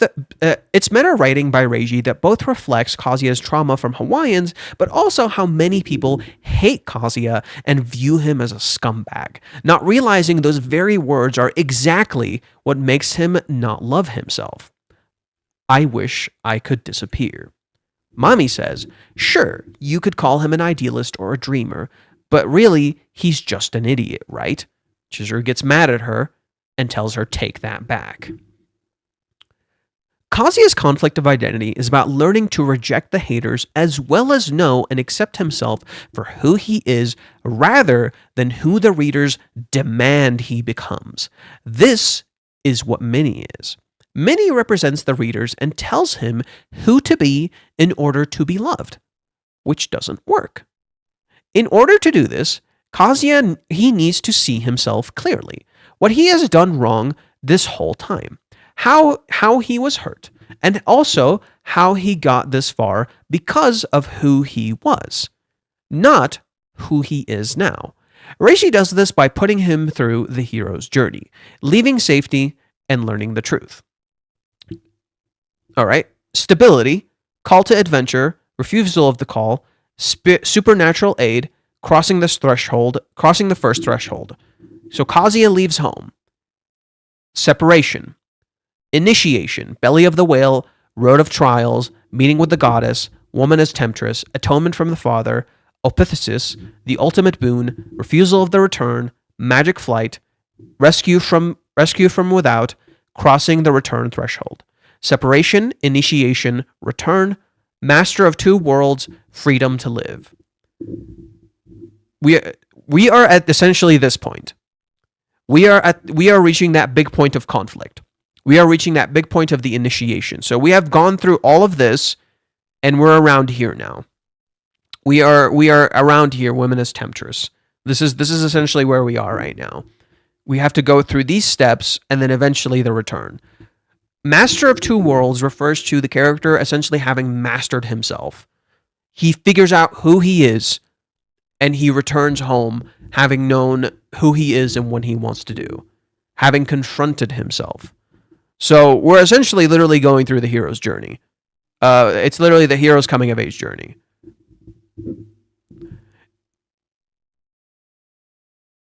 Ruka asked for it. She doesn't want to hear Kazuya and Chizuru are contacting each other, so Kazuya lies to totally justify. Oh, no.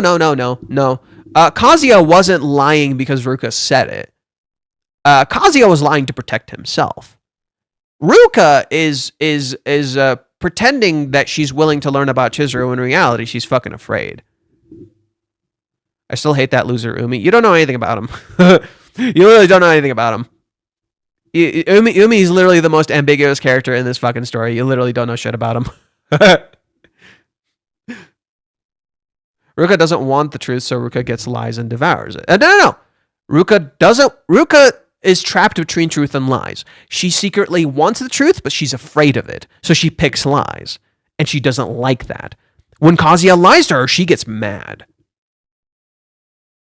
Kazuya lies to her. He's literally telling her, right here. Let's go. Kazuya straight up fucking lies to her.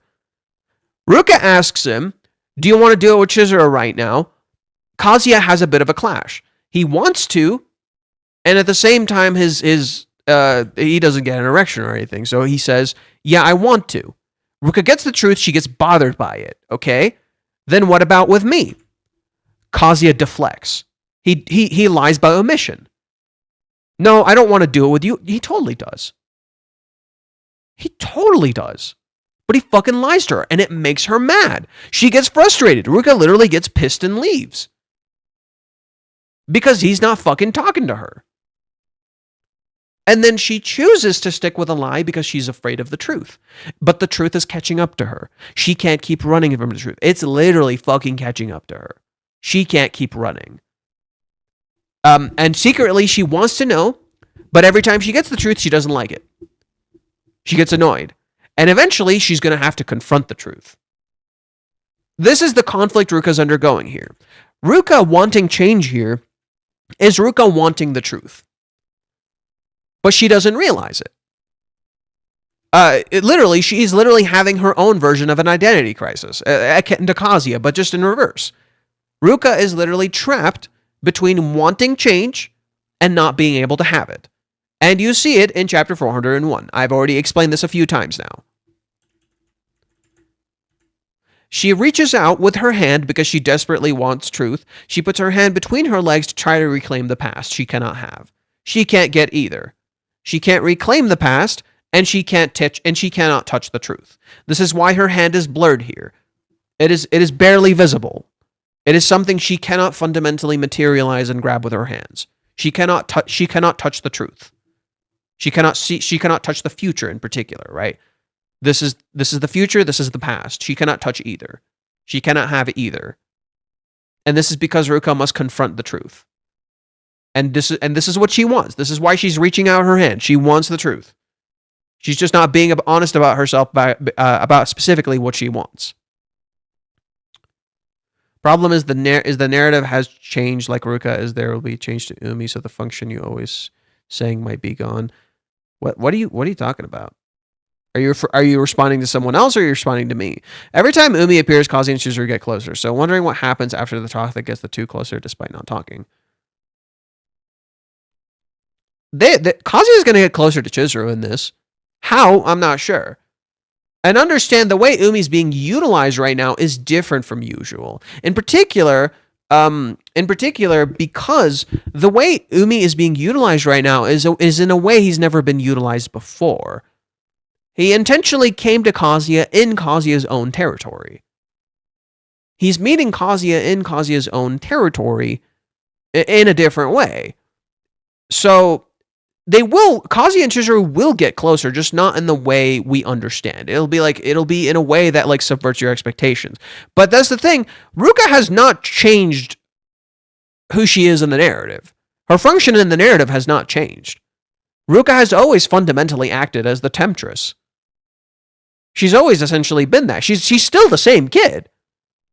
The difference is she just wants real change now and doesn't realize it, just as Kazuya does. But they're still the same characters. The whole point is that they're acting like they changed when they haven't. Ruka's only difference is that she took an action that is literally similar to her past actions, but in a much more grandiose sense that there's no going back from. Rather, it's more of a manifestation of an issue Kazuya needs to address. That's essentially what Ruka is. Her role didn't change. It's just bringing to the forefront the thing Kazuya needs to address, and he still doesn't want to. Okay, continuing what I wrote. All right. So, in order to do this, Kazuya needs to see himself clearly. What he has done wrong this whole time, how he was hurt, and also how he got this far because he was who he was, not who he is now.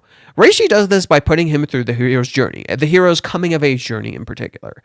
Leaving safety and learning the truth. Kazuya literally leaves home. This all starts when Kazuya leaves home. This is when the arc is labeled. This is literally when the arc is labeled. Remember, like chapter 386, this is when the arc is properly labeled. Right? It's called The Boyfriend and the Kiss, and this here reads an innocent journey towards you.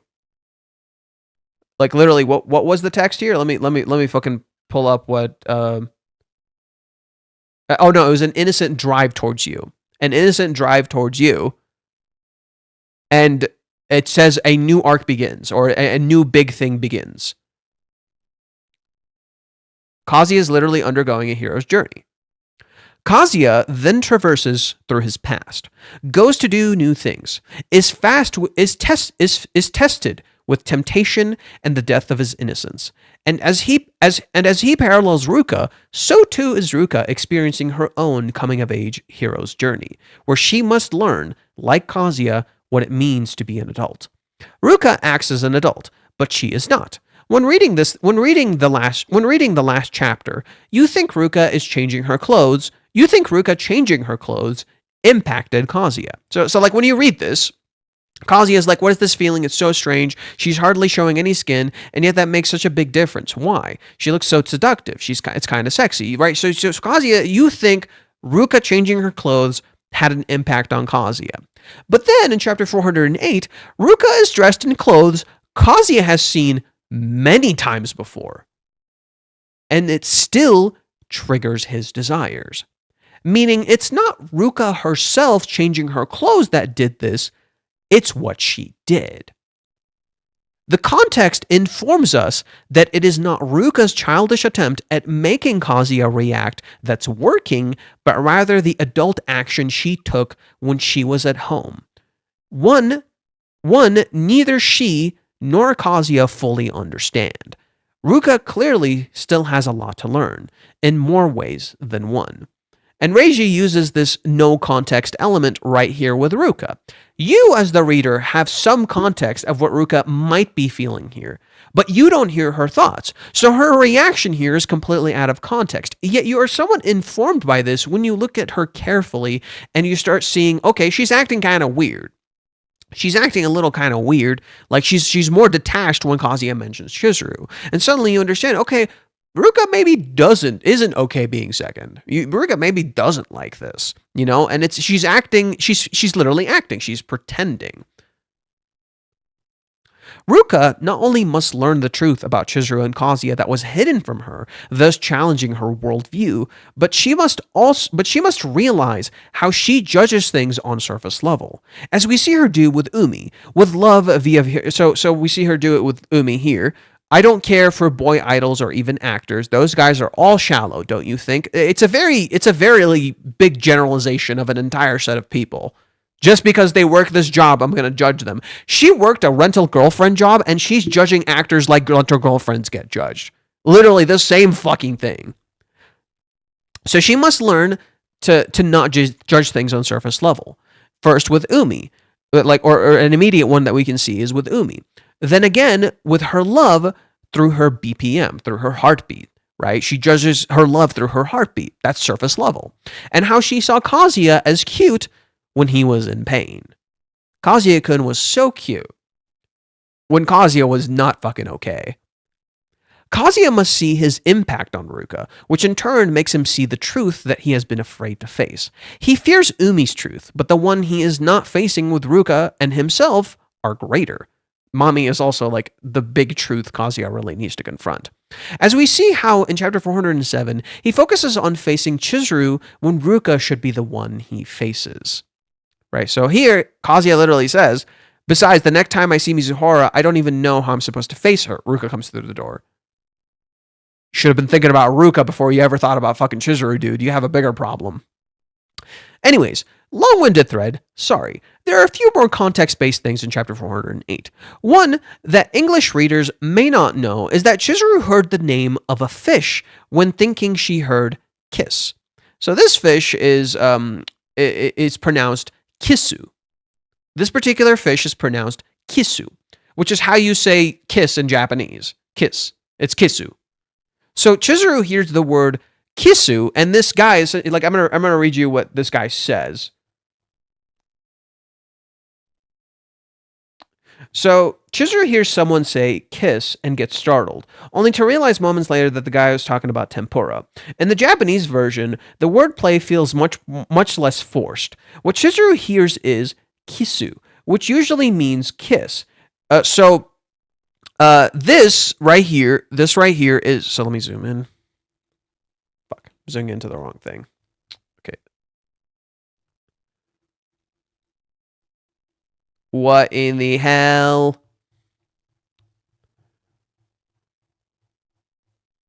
Okay, this right here is how you spell kiss. So if you look this up, you'll get like kiss results. If you look this up with this text right here, you'll get the fish. So see right here, you get this fish, and this is a fish used in tempura. This is the fish often used in tempura. So Chizuru hears this right here, so you can see it right here. This is the writing for this. And then he clarifies what he was talking about was the fish. Let's see. So, but this is also the pronunciation of the fish, Silgayandia.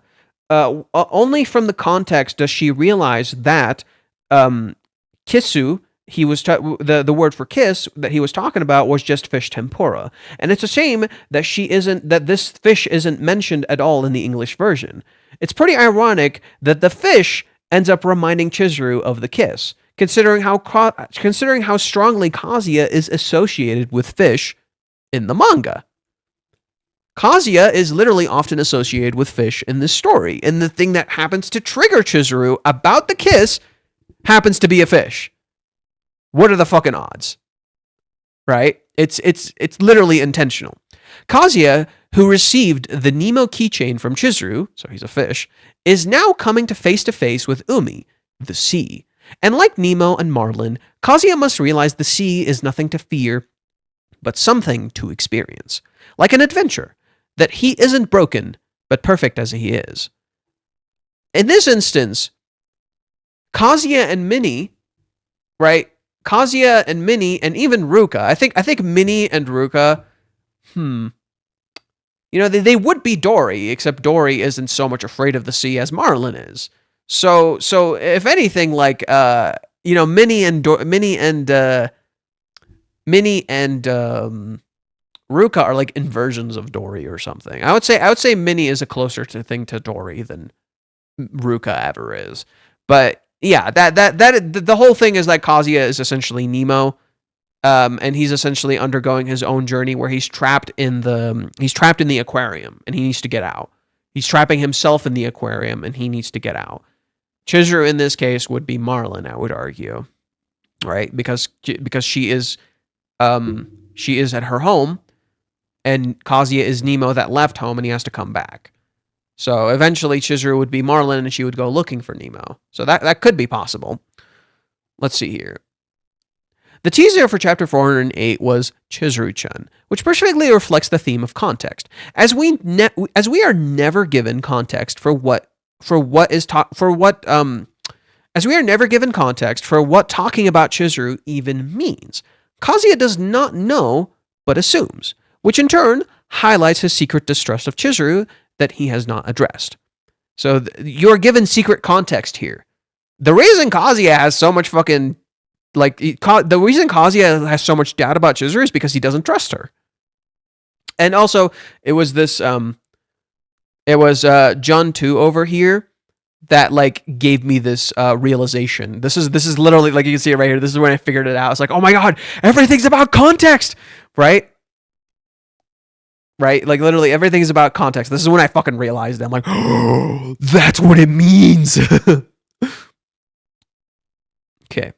The teaser for next time is too popular a guy. This seems like Kazuya talking about Umi, most likely because he grabs eyes. Yet it may reflect the context element perfectly, as he does not see how he himself may appear popular when so many girls love him, like Mommy said.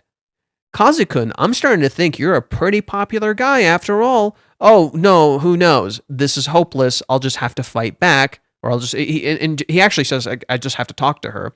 And then Mommy says, I didn't see anything, okay? As your ex-girlfriend, I can keep a secret, Kazu-kun. Huh. And then Umi, yet again, sees something out of context, much like Mommy did. Okay. I also failed to mention my comparison between Ruka and Kazuya. Ruka time travels like Chizuru when she is barely in chapters, but like Kazuya, she is also in the wrong timeline, making the wrong choices for herself and not happy with where she is, but not realizing it yet.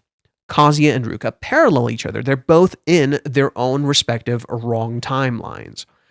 And like Kazuya, she must have the realization that she is in the wrong timeline and making the wrong choices in order to go back to the correct path. The reason I mention time traveling so much is that the story has been actively referencing it nonstop for a while now. Perhaps there's another timeline in which we're still together. For example, Chizuru does a play where she plays a character who's the only one who can sympathize with the main character whose life is in shambles because of her time leaping. Right? Minnie literally reads this. The only person this is in a modern play, and Minnie talks about, oh, it's about leaping through time, huh? So Chizuru is playing this character in this play about this character who's time traveling. And Chizuru is the only one who understands this person. In contrast, when Chizuru goes home, the only one who seemingly understands her is Sumi, the only person who understands Chizuru's own time traveling and forgetful of the things around her, because what is Sumi? Almost like a time traveler. We haven't seen Sumi in a very long fucking time. She disappears and comes back suddenly. She's not in the plot all the time. Sumi is quite literally time traveling, so she understands Chizuru. In that same way,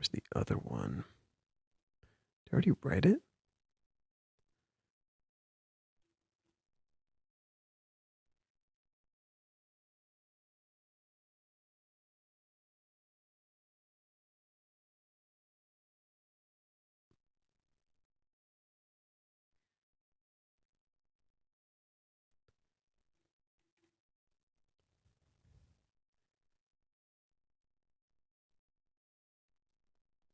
I think I found it. Okay, one sec.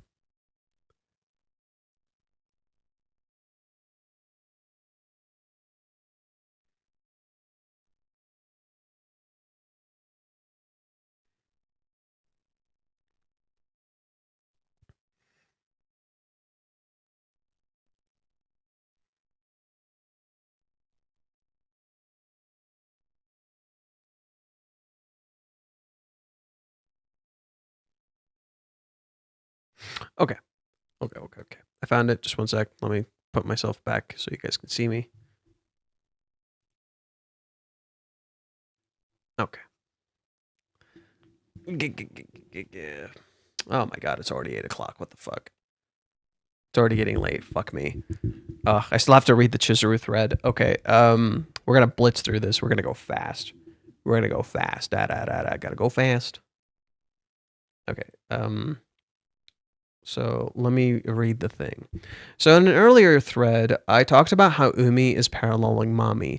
In the Odaiba date, Chizuru also has parallels with Mami. Umi appears like the dark truth catching up to Kazuya, but he is a different truth, one that Kazuya refuses to face with Chizuru.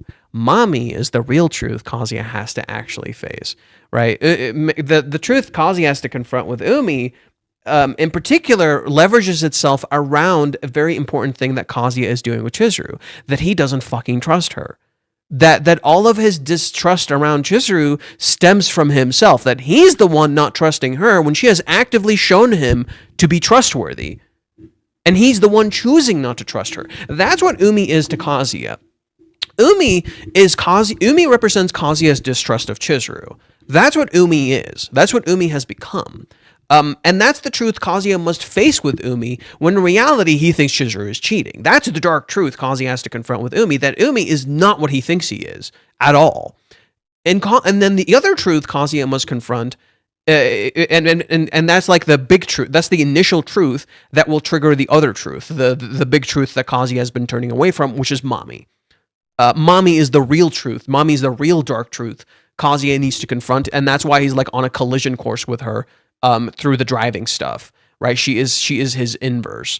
So that's essentially what Umi is. Umi represents that particular dark truth for Kazuya that he must confront. That Kazuya is the one who does not trust Chizuru. Kazuya is the one who keeps doubting her and thinking she's just gonna fucking pick Umi just because he's some attractive dude when he fucking knows better. That Umi is essentially Umi is the dark truth of Kazuya's own insecurities. That is what he is. He is. We were talking about this earlier when this person was talking about it. Umi just being present is the thing that triggers Kazuya. There's no provocation, and that's exactly why he bothers Kazuya so much. The impact of the moment isn't romantic, it's existential. Kazuya doesn't think, I'm going to lose Chizuru. He thinks, what does this guy have that I don't? Umi becomes a comparison. He does nothing but exist, and then already dismantles Kazuya from the inside. He's literally just there. And Kazuya is falling the fuck apart, and that is the thing Kazuya is going to realize, or might end up realizing. That is the thing he might end up finding out, that, like, he is the fucking problem. Umi might make him realize, like, dude, you're the one doing this, seemingly. Okay. So, and I'm not saying Umi's going to say this, I'm saying Kazuya is going to find this out through Umi. At least I think. Chizuru, so the big thing I wanted to point out here is that Chizuru appearing in this chapter is the context of Umi wanting to talk about Chizuru or Chizuru-chan. We just didn't know. I wrote this in one of my earlier threads. So not this one. Let me go back to profile. So in this one, I had a theory, and I didn't realize how fucking true it was, is that, oh wait, so, not here, fuck. I gotta go in earlier, okay. We're back. Not here. Okay. All right, so I thought ambiguity was the theme of this chapter. In reality, it's lack of context. So, one piece of information I want you to notice is Umi's flashback. In particular, how he focuses on Chizuru saying, "This is where I'm at," in reference to love. None of it is directly about Kazuya, but literally Chizuru. Umi's conversation may be about Chizuru's feelings. My God, how right I was. Umi is the one who first hurt Chizuru's feelings of "I don't like him, but I don't not like him," which, much like Umi himself, was ambiguous. To me, this seems to be about the answer to that question Umi asked Kazuya in the Tiger's Den, the meaning behind these words. The lack of definition of how Chizuru feels about Kazuya makes her appear wishy-washy and unserious, willing to pick a great guy. But that's not Chizuru, and this is what she tells Umi, that he is mischaracterizing her. We can see she is in love, but Chizuru is struggling. We see a few more. Okay, so literally, there's a few more connections to Umi here, but we'll talk about that in this other thread. But my theory is that what Umi is here to talk about is Chizuru's feelings, and in reality, everything about this chapter centers around Chizuru. In an earlier thread, or about how chapter 418 is about missing context, Chizuru's appearance within it is more than just a cute moment, but rather the context amidst the lack of it. We both have context with Chizuru, and secretly do not. When we are shown Chizuru, we are finally given some context about her play. We see its location, a real building called Nakano Sun Plaza, which closed 3 years ago. We see the name of her play, First Venus. Prior, we had only heard about this. Now we are actually seeing something. But that's the thing. The scene is almost lying to your face, and you don't realize it. We see these places, and we think we know the context because we heard it from Chizuru. But we don't see any play, any actors. Rather, the focus is of Chizuru's own personal context that we know. The fact that Chizuru is still stuck on the kiss. This is the only real truth that is present in this scene. For we are in a place of lies, a world of actors. Even the words Chizuru hears are heard out of context and can be misinterpreted just as she misinterprets them. We see two sets of people here. First, the man speaking about tempura. In English, he says it was a chef's kiss. In Japanese, he was actually talking about a fish which is pronounced kisu. That is often used in tempura. This person and his partner were first shown in chapter 52. In chapter 52, Chizuru was starring in the play Umi had helped her get, and those two people happened to be there. We do not know their connection to Chizuru, merely that they are constantly with her. It seems, as they know of her improvements. You've really improved this past year, been doing some secret training. It's as if he knows and has been keeping track of Chizuru. It's like this character is actually detached from Umi, that he has nothing to do with Umi. He might be something completely different, but you don't have context. Their presence appears to provide context. Their presence merely appears to provide context. But that's the funny thing. The first time they are introduced, they lack the context of Chizuru's improvements. They didn't know that she did rental girlfriend stuff. I play a role every day, a daily effort, huh? So self-aware. I play a role every day. The role's yours too now. Oh, no way. Back then, they lacked context for Chizuru's improvement of playing the role. This time, Chizuru lacks context for their conversation, and they do not even see Chizuru's change in behavior. Chizuru is hidden in plain sight, much like rental was. Chizuru's current secret is a mirror to the rental secret. The other pair we see are characters who were introduced in chapter 177, The Tiger's Den. They are talking about a kiss the actress, the girl of the pair, had recently filmed. This time, it's explicitly about a kiss, whereas before, it was Chizuru hearing things about a kiss. They're hearing things out of context. All right, so these two, literally the same fucking people. Literally just straight up the same fucking people. They know each other. They hang out. This is different from what you think it is. The TV kiss in question is the same exact one that Chizuru saw in chapter 398. But how are we told this? Completely out of context. You would have to go back and find this yourself. It is not told to you, much like how both of the pairs shown are not given context of their history. You don't know where these characters are from. You would only know who these characters were from if you're fucking like me and you went back and you paid attention and you pieced it together. And so you start seeing patterns. You start seeing patterns Reiji wants you to see. Right? If you go and look back, Reiji, you start getting to see patterns Reiji wants you to see. There sure is a lot of connections to Umi, huh? Isn't that a little weird? And yet Umi's literally not there. And yet the building Chizuru is in, who's named after him, closed 3 years ago, as a mirror to how Umi's relationship with Chizuru ended a long time ago. Or this whole, like, that he was rejected from a very long time ago. That these people may be there by purely happenstance, and it merely looks like there's a pattern. You think you're being provided context, but you're literally being treated like Kazuya. You're literally being led astray by your own dark thoughts. It is a weapon being used against you. Both of the two sets of people shown were present at events Umi was present at. The building has Umi's last name. This leads you to believe there is a connection, that this is the context.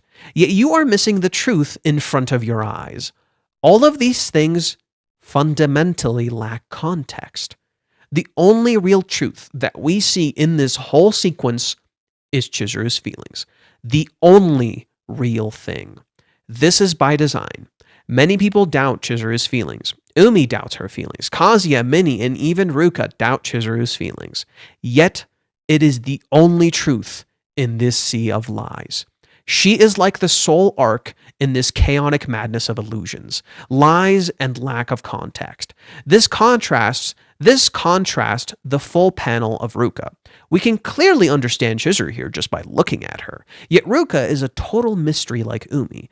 This is dramatic irony. The one character we understand and the others don't. But that's the thing. Lack of context is still present here.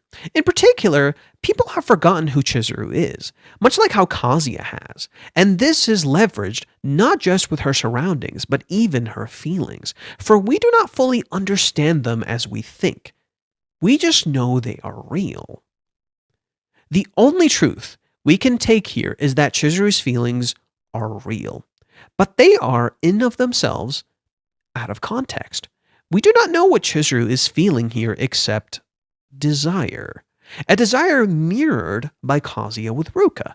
That is our context for her feelings.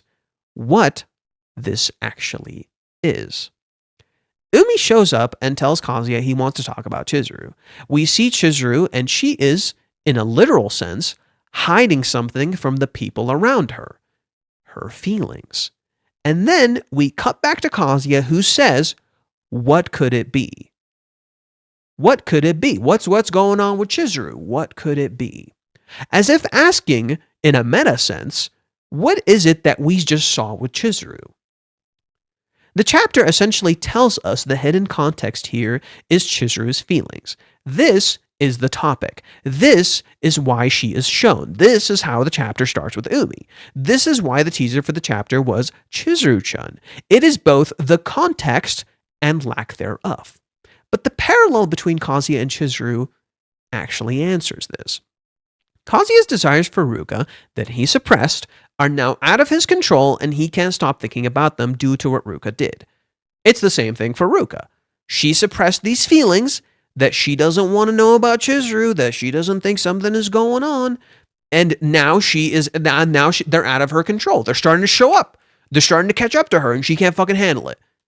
And it's the same thing with Kazuya. He suppressed these desires and now they're catching up to them. Ruka suppressed her desires for Kazuya and now they're catching up to her. And she cannot suppress them anymore.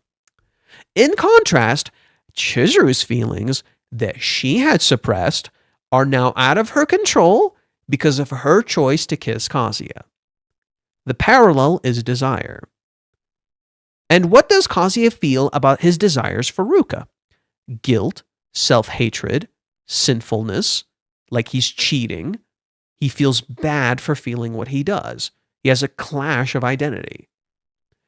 as if there's this whole other part of him he cannot control.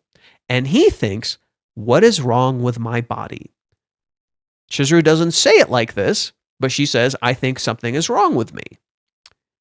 And Chizuru says, I think I've become weird. Kazuya also says, I've become weird in an earlier section.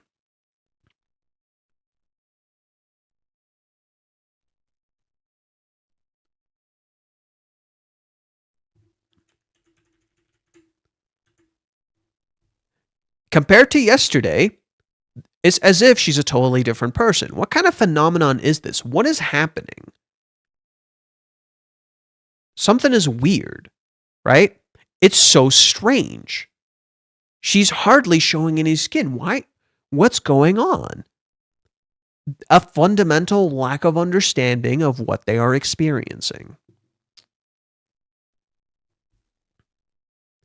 Attempting to get it under control, but they can't. What Chizuru feels for Kazuya is desire, and most likely, like him, she's trying to suppress them. And we have seen signs of this as early as Hawaiians, the 3 months and the drinking with Minnie. Chizuru probably feels guilt for feeling this when she doesn't think she is in love yet. That is Chizuru's issue. She clearly wants to fucking kiss him again. She clearly wants to hold his fucking hand. She clearly wants to fucking kiss him again. And then she admits she's the one who drank too much, when she's the one who's telling him don't drink too much.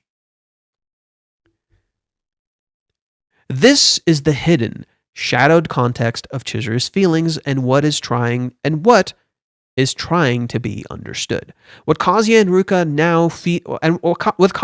Ruka now feeling as Chizuru does but not realizing. Again, dramatic irony. In reality, Chizuru is in love. She just doesn't understand it, which is why she feels this desire.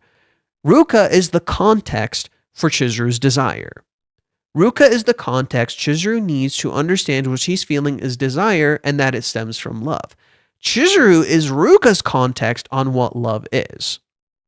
And Kazuya is essentially in the middle of this. Kazuya feels desire and love, and he is having a clash between the two. Whereas Ruka doesn't recognize that her actions run counter to love, and they are actually more fueled by desire. Chizuru is the explanation for Ruka. Ruka is the explanation for Chizuru. Kazuya is in the middle between the two. Chizuru's feelings are the key and the question of this mystery, the context and lack thereof. They are the beginning and the end. For as much as we understand them, we also do not. Like a paradox, they are both known and unknown. And chapter 408 uses that as the center of it.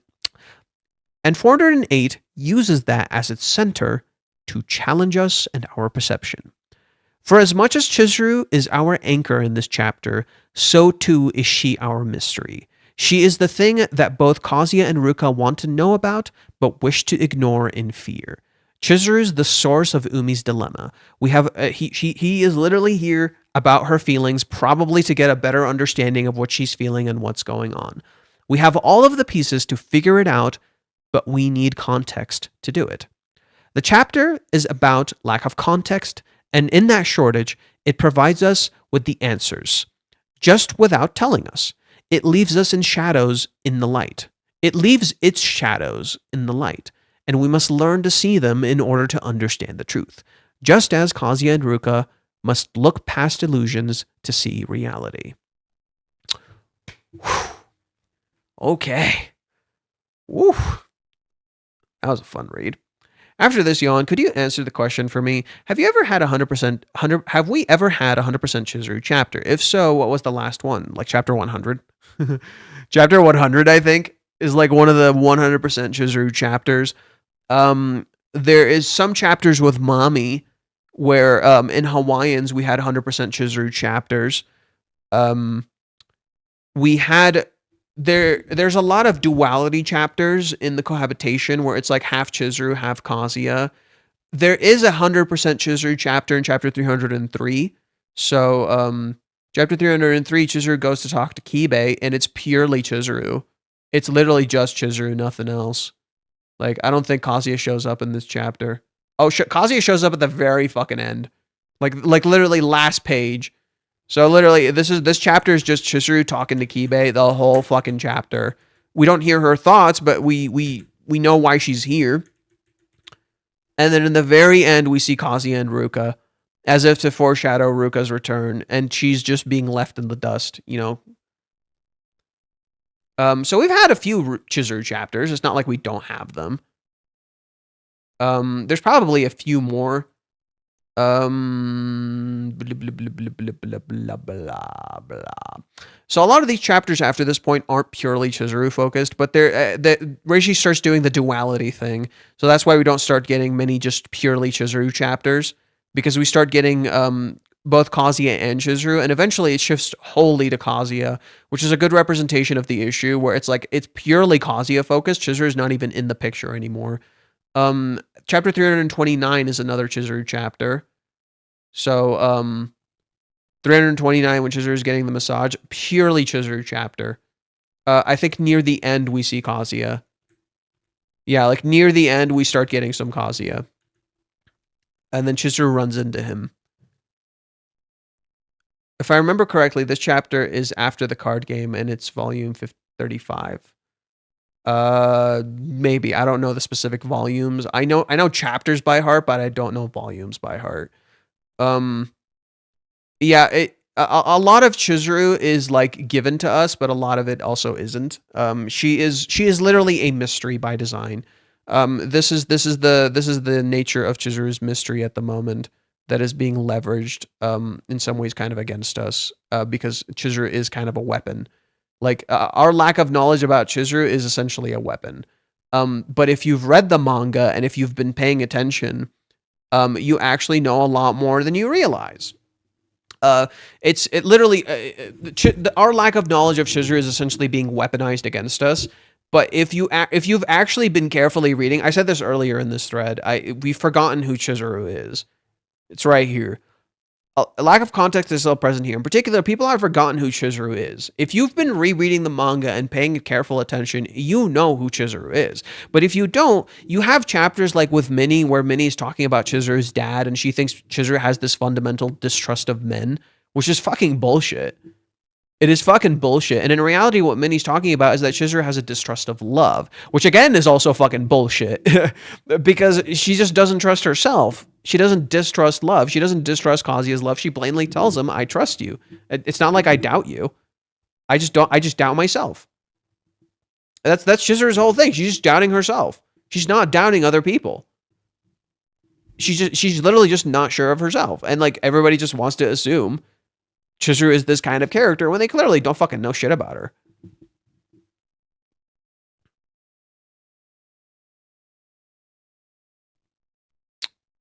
But yeah. Is there anything in here? Ooh, I've been getting more people following me. That's nice. I was planning to reread recently before Uni started, only to get to 27 because I was like going in depth through the panels. Yeah. So, okay. Almost 3 hours, a little longer than I had hoped. Stream is almost 3 hours, a little longer than I had hoped. I think this will be... Yeah, I'm not going to stream tomorrow. I won't stream tomorrow, because tomorrow's like the day before the chapter. There's no fucking point. The spoilers will be out. Internet may fucking blow up or something. I don't fucking know. But, yeah, a big thing Reishi's clearly working on is like these key elements. I also responded to someone. I'm gonna read you guys this really quick. It's like a small thread I wrote. I responded to someone earlier today because they were asking like what's the deal with the hate for Kazuya, and I wrote something pretty nice. I wrote something I'm kind of like low key proud of. So I'm gonna read that for you for really quick. So and I do think it's relevant, so it's good to read it.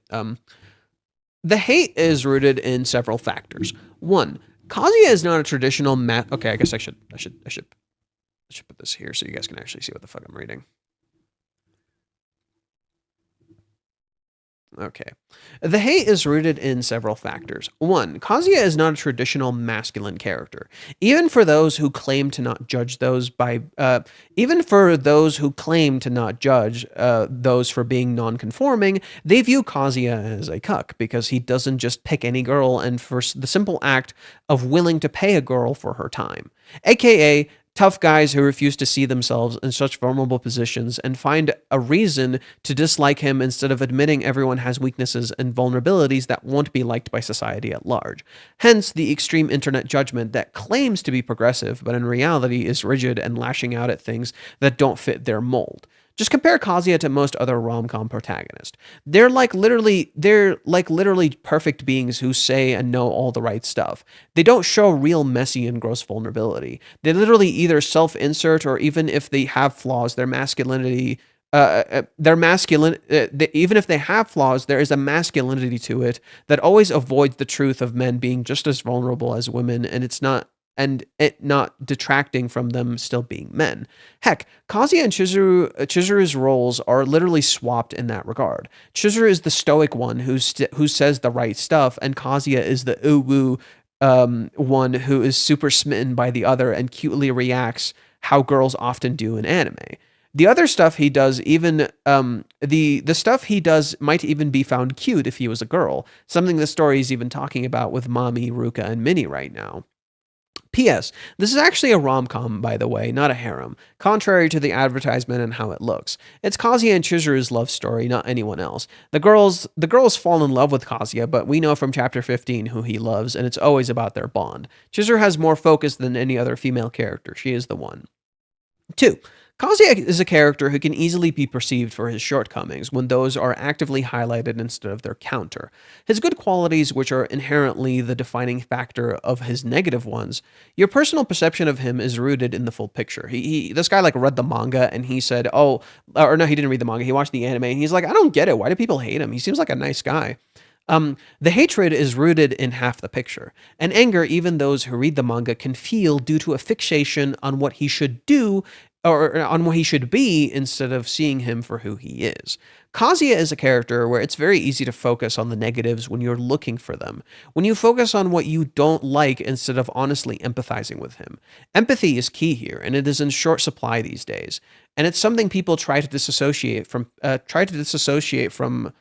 Um, and wait, what did I write? And it's something people try to disassociate from unless forced to. This is my issue with the narrative that the characters are just tools for writers to tell a story, when in reality they are the heart and soul of the story. There is even a whole arc around this idea of perception now, and where you are somewhat deals with that. He's in Hawaiians. Heck, the story literally structures itself around this idea from the start, with Kazuya presenting himself as that guy, having a girlfriend and being in college, only for that dream to shatter in a single page, and Kazuya rents a girlfriend and presents himself in such a way to his family, who actively judge him for not being the absolute perfect being. Yet, in their judgment, they don't see what Chizuru sees. How amazing Kazuya actually is, what he can do if someone truly believed in him. They foster his self-image in their love twisted by social perception. Something Reiji talks about in the Volume 5 bonus, how he hopes to write a story about how real human connections in an age diluted, how he hopes to write a story about real human connections in an age diluted by social media and the internet, showing how technology can both connect and separate us. Finally, out of context, hate for Rent-A-Girlfriend is the norm. I've had so many people come into my chat saying it's trash, and the moment I introduce them to the real thing, I convert them into fans. I convert them from haters to fans. It's really sad seeing how even content creators like Gigok and Mother's Basement spread this rhetoric, with Mother's Basement straight up making shit up to justify the hatred, while Gigok is almost purely reactionary to the story and feels like he doesn't actually want to engage with it, but see how it all falls apart next, all because of his perception that the narrative is bad now due to choices he does not view as good writing.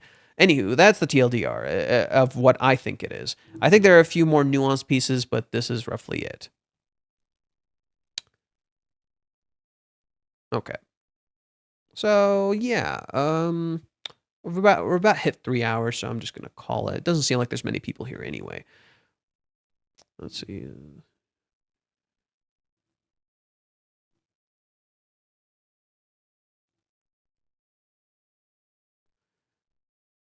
Sticking to my guess that Ruka will demand living together with Kazuya as an inspiration to how Yagami lived in Ikuku, that we thought get the revelation Shizuru about the heartbeat. Except Yagami didn't really live in Maison Ikoku. They just kind of she just kind of stayed there like super briefly and nothing happened. You know, she tried to and it didn't mean shit. Ruka may try that, but I don't know. If anything, I'm seeing Ruka's perception just fucking crumble. So about my joke, why are you still on this? You didn't mention C. C? C what? What's C? What are you talking about? What's C? It was 1, 2, 3.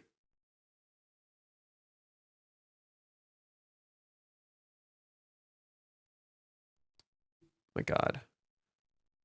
Okay, I think I'm going to call it here. If you guys have something to say, write it already so I can figure out how I'm going to end this stream. Because I got to get ready for bed. I might not eat something. I should probably not eat anything. It's getting a little late to eat something, especially since I got to go to bed. Yeah, so I'll probably avoid eating for now. Maybe have something super light, just like water and some extra stuff. Okay, it doesn't sound like I didn't explain it correctly. We'll just explain it. Okay, you sent me like a text on Discord. I just didn't read it. Like I saw it briefly. Gonna save it for when the chapter gets dropped. Can you just clarify right now? What do you mean? You didn't mention seat. What are you talking about? Can you just clarify? I hate that kind of stuff where it's like, you know, I'm not gonna talk about it right now. I'll talk about it. Just tell me what it is. What are you talking about? Just be very brief. See what?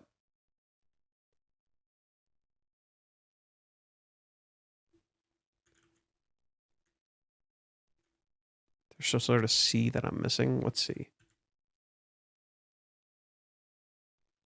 And what are you even referring to? Are you talking about like about the Kazuya hate you mentioned? Gearlock Mother's Basement, not C in the as in Chibi. Why didn't you just say Chibi? I would have understood. Why even bother with saying C? How the fuck was I supposed to figure it out? Just say Chibi. I mean, Chibi is a part of it, absolutely. But Chibi tends to do this kind of stuff. He like fosters hate and pretends like he's not the one doing it. The dude does that like all the fucking time. He fosters hate and then pretends like he's not the one doing it. And I'm like, bro, what the fuck? Like he's the one who started the entire chapter 380 thing. And then pretends like it wasn't his fucking fault. And like it was the fucking story's fault. Because you don't want him to be mentioned here? No, I talk about him. I just don't bother.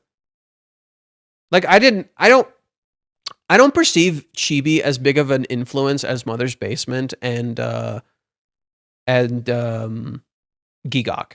Because Gigok and Mother's Basement are respected, whereas Chibi is seemingly falling down the right-wing rabbit hole, and people are starting to think he's like a fucking weirdo. Like if you see how people like people don't really like, there aren't many people who like super like Chibi. He's not becoming really a respected content creator anymore. Like people just think he's weird, and they don't really respect him, which is why I didn't bother mentioning him in that response. Because when you think content creators, you don't really think Chibi. Not anymore.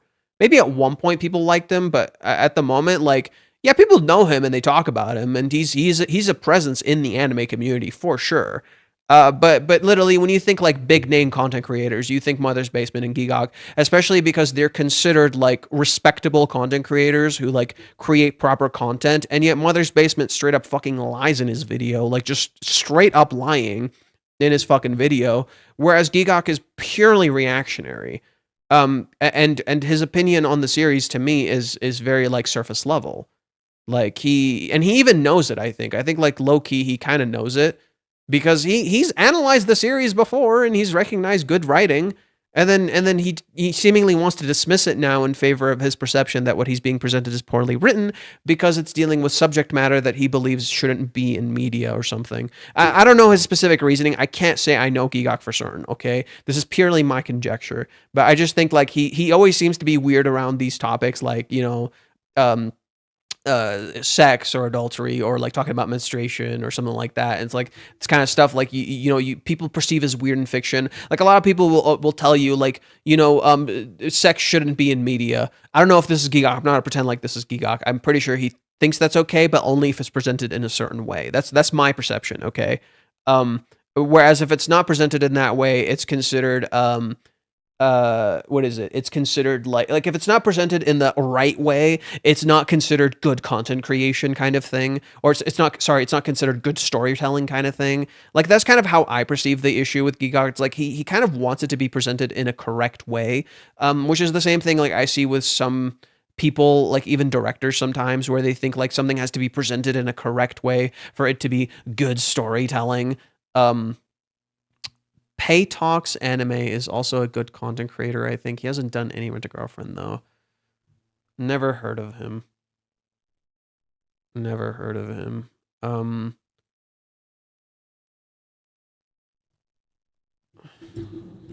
Pay Talks Anime.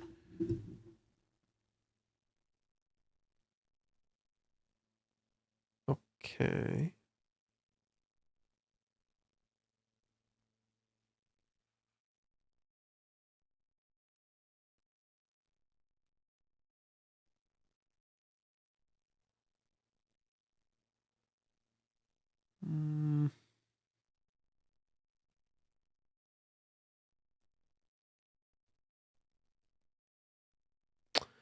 Yeah, I don't.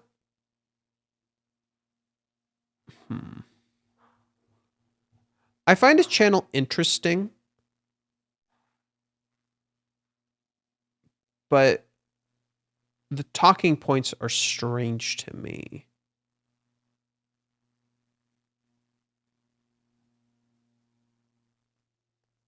Yeah, I find the talking points kind of strange, and the comparisons kind of strange.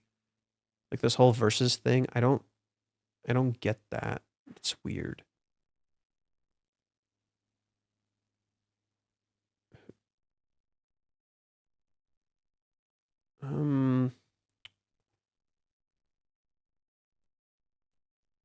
Yeah, just this whole like the presentation of what I'm seeing is strange.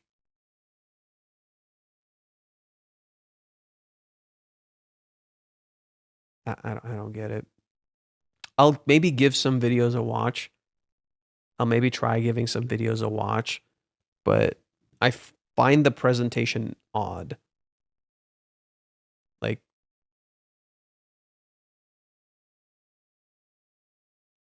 how to, yeah, okay, so this is the kind of stuff where it's like I don't like this idea of how to write a protagonist in a very particular way. I've never been a fan of that. I'm not a fan of when people try to tell me how to write something. I always get very, very defensive whenever someone tells me this is how you should write something. That's bullshit. I think that's fucking nonsense. He is interested in romance. You're seeing Kaguya-sama right here. But the thing that's leaving me a little skeptical about this channel, just a tad, he's mostly talking about very mainstream shows. Shows that are perceived and considered good. Now, this isn't to say like you can't fucking do that. This isn't to say you can't. It's not. This isn't to say you can't fucking do that. You can't focus on like things that everybody considers good. Like that doesn't mean you have bad taste or anything. The only thing with that, usually, just my own perception, the only thing with that is sometimes there ends up being a kind of a rigidness to when people tend to do that, when there is like this focus on these kinds of like shows. Sometimes there ends to be kind of a rigidness to like, you know, they're trying so hard to explore writing, they end up almost being trapped by it. A channel I particularly like is Totally Not Mark. While he does tend to explore just more mainstream stuff, and sometimes he is like a little kind of goofy. Mark tends to be kind of interesting in that in the ways he goes about exploring the stories, and his kind of content is to be more my kind of thing, where it's like long form content. It's not fucking short. Like the dude has a lot to fucking say. Like in particular, I really liked his jujitsu videos because the dude was just like looking at shit nobody else was looking at. I really like mother's not fuck not I was gonna say Mother's Basement. I'm a stupid fuck. I really like Totally Not Mark. He's probably my favorite anime content creator just because of like how he goes about analyzing text and work. Because that he to me Mark kind of gets that shit. Like he's actually studying literature.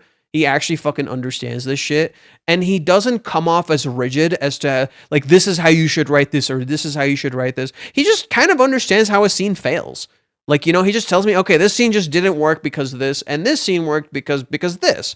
You know, he doesn't try to tell me, oh, this is fucking stupid because of this. Like he does a good way of comparing literature without like making it like a competition. And this is the thing that like left me a little bit like this is the thing that like when I saw Pepe talk is it Pei? What is it?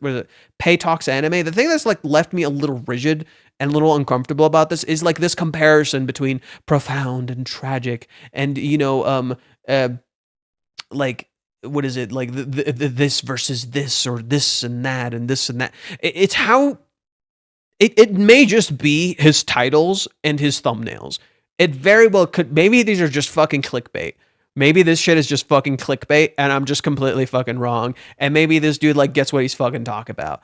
At the same time, just the nature of the thumbnails leaves me a little like uncomfortable. I'm not saying like this is horrendous or anything. It's just like the kind of stuff I don't enjoy engaging with.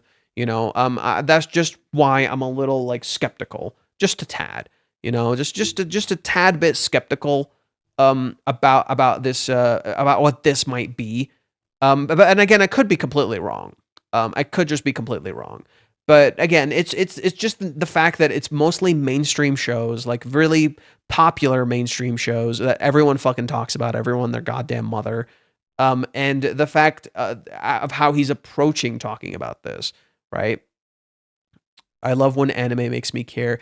And again, that's a rhetoric that also kind of fundamentally frustrates me. You know, where you know people seem to have this perception that an anime has to the narrative has to make you care.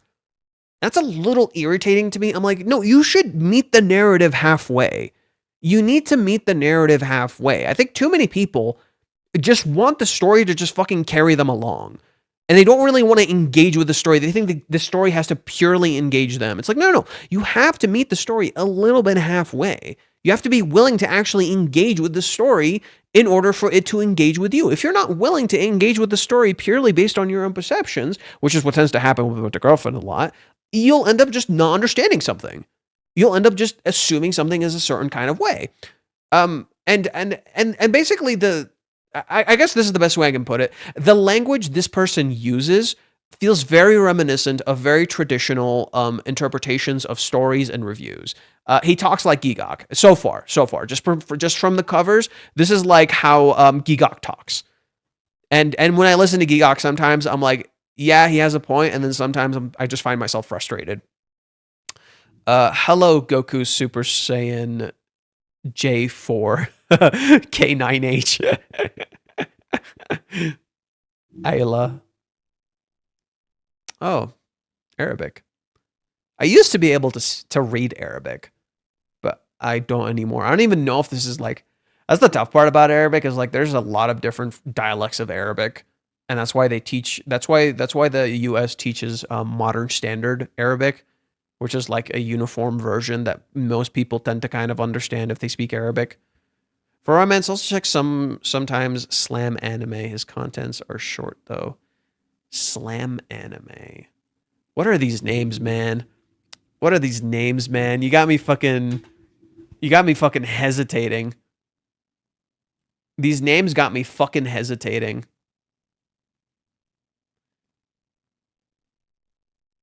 Okay, this seems moderately interesting. Oh my god, he did the versus thing. God damn it. Stop doing the versus thing. Boo. Boo. Stop that. Stop that. Stop that shit. I'm an avid hater of the versus shit, all right? I'm an avid hater of the versus shit, okay?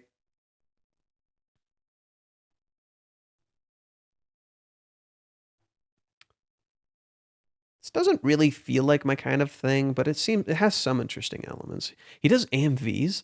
Bro, this dude does AMVs, bro. Old school, dude. Old school AMV. Oh my, rankings. Okay, it seems moderately interesting, but I don't know what to make of it at the moment. It seems kind of interesting.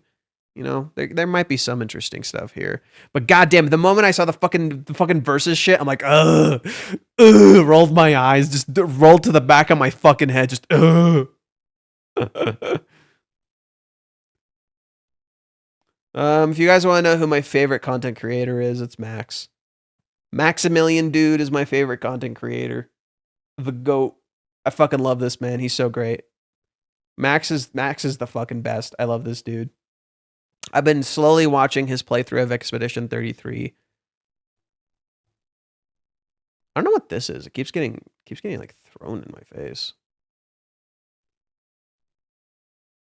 Kingdom Hearts. Oh yeah, some slight update. I bought the cable I need for my thing to work. It was only $8. I'm like, oh okay, that's not too bad. I was expecting it to be like $20, some stupid fucking number. Nope, it was only $8. Sweet. So yeah, I got the cable. It should get here Tuesday, literally when the chapter fucking comes out. That's when it's gonna get here. I won't test it then. I won't test it. I'll probably test it on my own time because I'm gonna need to like check some stuff, make sure it works, certain things like that. I need to know how to fucking set it up and all that shit. But yeah, the cable should be here then, and then I'm gonna start seeing how to set up the gameplay things, and then we can start Kingdom Hearts. We can start that Kingdom Hearts, baby. Oh, it's gonna be fun. I watch Jason one, and he does versus series for Star. Like, okay, look. I like versus series when it's literally just fucking fights. Like I like fucking fights. You know, if you're gonna do like. This is why I like Death Battle, but I hate Death Battle. I like Death Battle because, like, I like the fucking fights and the exploration of the character's abilities and shit like that. I fucking hate Death Battle because sometimes they have the stupidest fucking reasoning in the goddamn universe. Like, I'm just like, guys, what the fuck? What the fuck? So I do like the fight element. I like versus in fights. You know, that shit's cool. I like tier lists for characters in fighting games. I like, you know, like this is a good character. How is this? How is that? I like that kind of stuff, you know. But I don't care for when people take two pieces of literature and they're like, this is better because this, or this is different because this, and I'm just like I like when you understand the intent of the narrative rather than trying to say this is better, or this is worse, or blah blah blah, because people just seem to insert like an objectivity into a subjective matter that just does not fucking exist. You know, people love to insert an objectivity to narrative that just does not fucking exist. Like every story is subjective. You may find some objective elements, like there is objective elements. So for instance, like the final season of Stranger Things is garbage because it literally just ignores everything it established. Like that you could maybe say is poor writing. Because when you take when you establish something and then just fucking ignore it in favor of whatever the fuck you want to do, that's stupid. That's like outside the story. You know, that's kind of stuff that's like removed from the story, where it's like, okay, this is like actually an issue of just like the reader's side, where the reader is engaging with you, but you just kind of said, fuck the reader, fuck their understanding of the story, and I'm just going to do this. That is like an objective element that's actually removed from the narrative that you can fundamentally understand is an issue with the goddamn story. Like, it literally doesn't make any sense. Like, you kind of just threw your own story under the bus. That is, in my opinion, an objective element because it's not actually in the subjective side. It's like, oh no, this is just like actually outside of that. Right. You could say there's a subjective element to it, of course, because it's still like the writers, but I feel like that leans a little more into the objective nature, which is slightly almost outside of writing, but kind of still a part of it. Anyways, I was supposed to end the stream. We're going to end it here. Thank you guys for watching. If you tuned in, all that stuff. If you're new, subscribe. Hit like button, the bell icon. Keep up with the uploads. Consider supporting me on Patreon. I would really appreciate it. Follow me on Twitter. I do a lot of analysis on the Twitter. So, follow me on Twitter. There's some good things there. See you guys later. Thank you for watching. And I'll see you on Tuesday when the chapter comes out. Let's see how right I was.